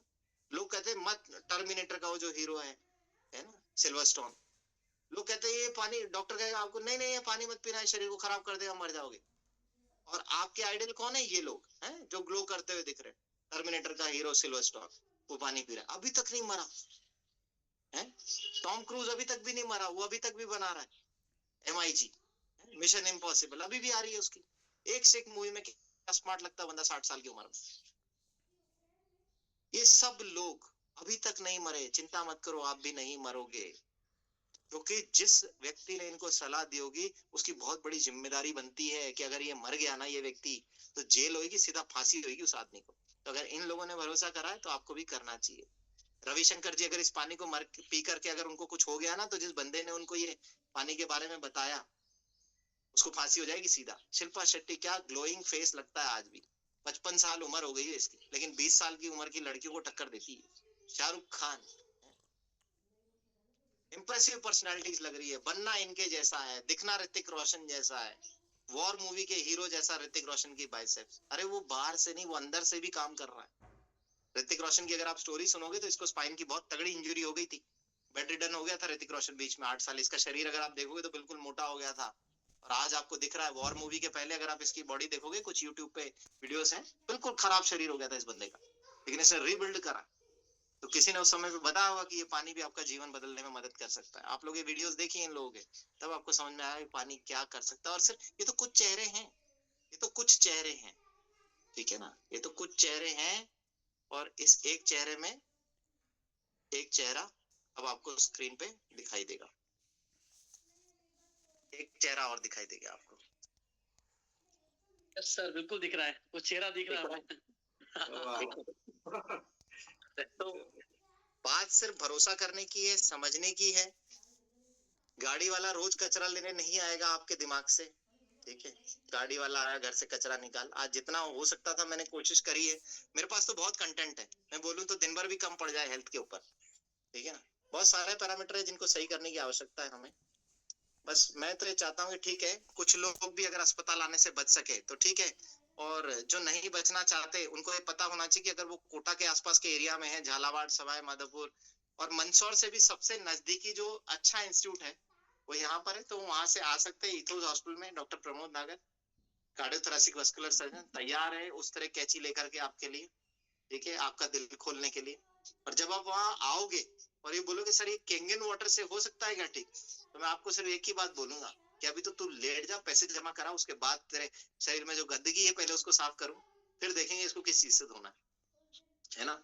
क्योंकि कोई आदमी आकर के बीमारियों से घिरा हुआ जिसने पहले मेरे पास अस्पताल में इलाज कराया और बाद में पानी की बात करता है, उसको मैं सीधा चैम्बर से बाहर निकाल देता हूँ। क्योंकि मेरे चैम्बर में मेरे पास टाइम नहीं आपसे बात करने का, ना मेरे पास अस्पताल में टाइम। कई लोग कहते हैं डॉक्टर साहब तो बताते ही नहीं है पानी के बारे में, हम इतनी बार उनको दिखाने गए। अरे तुम दवाइयों में इतना खोए हुए हो कि तुम्हें मैं उससे बाहर कैसे निकालूं, क्योंकि तुमने आज दिन तक मेरे से सवाल पूछा ही नहीं कि साहब कब तक दवाई खाएंगे। हम दवाइयां छोड़ना चाहते हैं, हम अपने शरीर को सही करना चाहते हैं, कैसे करें। तुम जब मेरे से पूछ रहे हो कि साहब दवाइयां सस्ती कहाँ से मिलेगी, तो मुझे समझ में आ गया कि आपको दो चीज चाहिए, एक सस्ती और एक दवाइयां। तो जब आपको सस्ती चाहिए और दवाइयां चाहिए तो फिर मेरे पास आपके पास रास्ता ही नहीं है जीवन का रास्ता बताने का, फिर तो मैं अपने लिए कर रहा हूँ, है ना। कोई भी चीज अगर अच्छी है तो वो सस्ती हो ये जरूरी नहीं है। अपने स्वास्थ्य के लिए जब आप कुछ करते हो तो हमेशा अच्छा कीजिए, है ना। आप बाहर से कपड़े सस्ते पहन लो, कोई फर्क नहीं पड़ेगा, आप उससे मरोगे नहीं। पर्दे हल्के ले लो, सोफे सस्ते बनवा लो, आप इस पे बैठोगे तो मरोगे नहीं। अगर आपके सस्ते जो सोफे हैं वो सस्ते हैं तो इसे बैठने से आपके नीचे छाले नहीं होंगे, ठीक है ना। लेकिन हाँ, शरीर में अगर कुछ जा रहा है वो सही नहीं है, वो सस्ता है, वो घटिया क्वालिटी का है, तो जरूर आपके नीचे छाले हो जाएंगे। उसको पाइल्स फिशर की बीमारी कहते हैं, है ना। और ये पानी पाइल्स फिशर को तो ऐसे मिनटों में ठीक कर देता है। आप कोई पी करके तो देखे इसको। कई लोग मेरे पास आते हैं कि सर आपने इतना बढ़िया पानी बताया कि मैं आपके घर से ले जाता हूँ और इसको पीते हैं। बहुत सारे लोग बहुत बड़े दानी हैं, वो क्या करते हैं कि पानी पिलाओ, लोगों को पानी पिलाओ। मैं इस कंसेप्ट के बिल्कुल ही अगेंस्ट हूँ कि अगर किसी को डेमोन्स्ट्रेशन दिखाने के बाद भी ये समझ में नहीं आया कि पानी खाना कैसे उनका जीवन बदल सकता है, और वो फिर भी ये बोल रहा है कि मैं आपके घर से पानी ले जाकर के पी करके देख लेता हूँ। अरे कौन सा एक्सपेरिमेंट करना चाह रहा है तेरे शरीर के साथ? घर के कितने लोगों को पानी पिला लेगा, कितना पानी मेरे घर से ले जाएगा, पेस्टिसाइड कितना धो लेगा। और जीवन में अगर तेरे पास इतना समय है कि पानी ढोता रहे तो तू बेटर है कि मजदूरी करते रहे। लेकिन जिस दिन तेरे पास जेब में पैसे आ जाए, तू पहला काम कर जीवन में कुछ करके ये मशीन ले सके। घरों से पानी पिलाए जा रहे लोग, अच्छा ले जा रहे, 5 दिन चलता है, 1 महीना, 2 महीना, 6 महीना, देने वाला भी दिलदार आदमी है, दिए जा रहा है। अरे 1 महीने बाद तो उसको भी शर्म नहीं आ रही, तो उसको घर पे आने से रोको ऐसे बेशरम आदमी को। वो आपकी एनर्जी लेके जा रहा है, पानी नहीं लेके जा रहा। ऐसे बेशरम लोगों के कांटेक्ट में रहोगे तो आपका खुद का जीवन भी नरक हो जाएगा। आप धीरे धीरे उसके कैरेक्टर आपके आसपास आ जाएंगे। कहते हैं कि ऐसे लोगों के साये में रहो जिनका एनर्जी लेवल हाई हो। आप उनके ऑरा में रहोगे तो आपका ऑरा बढ़ेगा। भिखारियों के ऑरा में रहोगे तो धीरे धीरे आप भी भिखारी हो जाओगे, ठीक है। तो जो लोग जीवन को समझते हैं, अपने परिवार की कीमत को समझते हैं, जिनको ये पानी समझ में आता है, हाँ 4 दिन 5 दिन हम किसी की सेवा कर सकते हैं। अपने आप जाके किसी को पानी मत दो प्लीज। आप डाउनग्रेड कर रहे हो वैल्यू की, उन डॉक्टरों की जिन्होंने 20 साल रिसर्च करी, उन साइंटिस्टों की जिन्होंने ये मशीन हम तक पहुंचाई, आप उनकी इज्जत कम कर रहे हो। किसी के घर अपने कैंपर में भर के पानी देने मत जाओ। खुद की कोई मॉरल वैल्यू रखो, आप अपनी डिग्निटी मेंटेन करो। आपने मशीन लगाई, आपने पैसे की व्यवस्था करी बड़ी मुश्किल से अपने परिवार के लिए। अगर आप कर सकते हो तो कोई भी व्यक्ति पैसे की व्यवस्था कर सकता है। एक चद्दर टापरी में रहने वाला आदमी अगर इस मशीन को लगा सकता है तो कोई भी लगा सकता है। सब्जी का ठेला लगाने वाला अगर इस मशीन को लगा सकता है तो कोई भी लगा सकता है। साला मैंने देखा है कि सब्जी का ठेला लगाने वाला आदमी, उसके घर से पानी जा रहा है एक ऐसे व्यक्ति के घर पे जिसका मकान 1 करोड़ का है। हाइट होती है, शर्म नहीं आती लोगों को। तो सर ये देख रहे हैं हम, सुन रहे हैं आप, यही हो रहा है। ये हो रहा है, शर्म की बात है। 1 करोड़ का मकान उस आदमी का बना हुआ है, वो एक टापरी में रहने वाले के घर से जाकर के पानी लेकर के आ रहा है, उसे उसके घर की चौखट में अंदर घुसने में शर्म नहीं आ रही है, और ऐसे वो उसको गरीब मानता है और उसको नीचा मानता है, और उसके घर से पानी लेके जा रहा है। आपको पता है वो पानी पिलाने वाले ने कितने पुण्य कमा लिए? उसके घर की जितनी बीमारियां थी आप ले गए, उसने इतने पुण्य कमा लिए। अब आपके घर में कोई बीमारी से मरेगा, क्योंकि उसके पाप धुल गए, और उसने जब पानी दिया, हमारे वेद पुराणों में लिखा हुआ है, ये सुदामा के साथ हुआ था। सुदामा ने केवल एक मुट्ठी चने खा लिए थे कृष्ण के, जीवन भर भिखारी की तरह रहा, उसे समझ में भी नहीं आया था कि क्या हुआ। फिर उसकी पत्नी ने उसे हिम्मत दी कि तुम जाओ श्री कृष्ण के पास, उनका दिल बहुत बड़ा है। उसने बोला मेरे पास देने के लिए कुछ नहीं है। बोले एक मुट्ठी ये जो चावल है लेकर के चले जाओ। उनका दिल इतना बड़ा है कि वो उसमें भी राजी हो जाएंगे। इसीलिए आज भी जब पूजा अर्चना करी जाती है तो भगवान को चावल चढ़ाए जाते हैं कि भगवान इस पूजा में जो भी कमी रह गई हो, वो जो चावल मैं चढ़ा रहा हूँ उसके बदले में मान लेना, और इस पूजा को पूरी कर लेना, मेरी इस पूजा में जो कमी रह गई हो। तो जब सुदामा चावल लेकर के गया, और उसने कृष्ण ने मतलब कृष्ण ने मना कर, भाई वो सुदामा देने को तैयार नहीं था। कृष्ण ने बड़े उससे कहा हट से कि भाई सुदामा बताओ तो सही क्या है तुम्हारी इस पोटली में।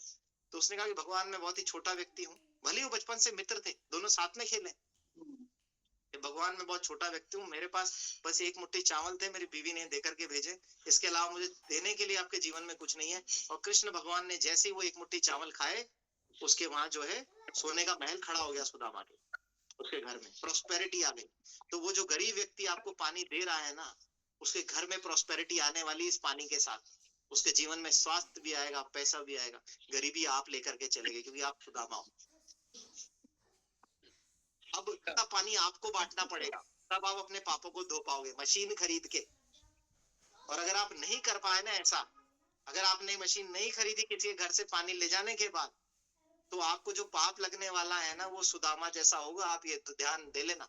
इसलिए या तो किसी के घर से पानी लेके ही मत आओ, आप अपने घर परिवार पे पाप मत चढ़ाओ। और अगर लेके आ रहे हो तो ये ध्यान रखो कि अगर मैं उसके घर से 5 दिन पानी लाया हूं, तो मुझे मशीन खरीद के कम से कम 10 दिन किसी को पानी पिलाना है, तब मेरा कर्जा उतरेगा, है ना। क्योंकि कर्जा ऐसी चीज है, अगर आपने जीवन में ले लिया तो इस बोझ के साथ आप मरोगे भी नहीं, आसानी से जाने नहीं देता ऊपर वाला, है ना, क्योंकि कर्मों का फेर है सारे। और ये गंगा जल है, आप गंगा जल लाए हो किसी के घर से, इसकी तो पूजा होती है। तो आप सोचो किसी के घर से अगर आप भिखारियों की तरह गंगा जल ले लेकर के आ रहे हो, तो आप कितना बड़ा पाप कर रहे हो। क्योंकि साधारण पानी जो है वो तो चलेगा, चंबल का पानी चलेगा, नल का पानी चलेगा। गंगा जी को अगर आप घर लेकर के आ गए और मांग के लेके आ गए बिना किसी कीमत दिए, तो ये बहुत भारी पाप लगने वाला है ना। और वो पाप बीमारियों के रूप में आएगा, और जब बीमारी आए तो डॉक्टर प्रमोद नागर के चौखट के दरवाजे खुले, पानी लेके नहीं, उस तरह छान लेकर के, ठीक है। लेकिन तब भी आपके पैसे तो लगेंगे, जेब में पैसे लेके आना, ठीक है। आज का सेशन यहीं तक का है। लोग थक गए होंगे सुन सुन के मेरे को, ठीक है। महेश आड़ा जी, मैं तो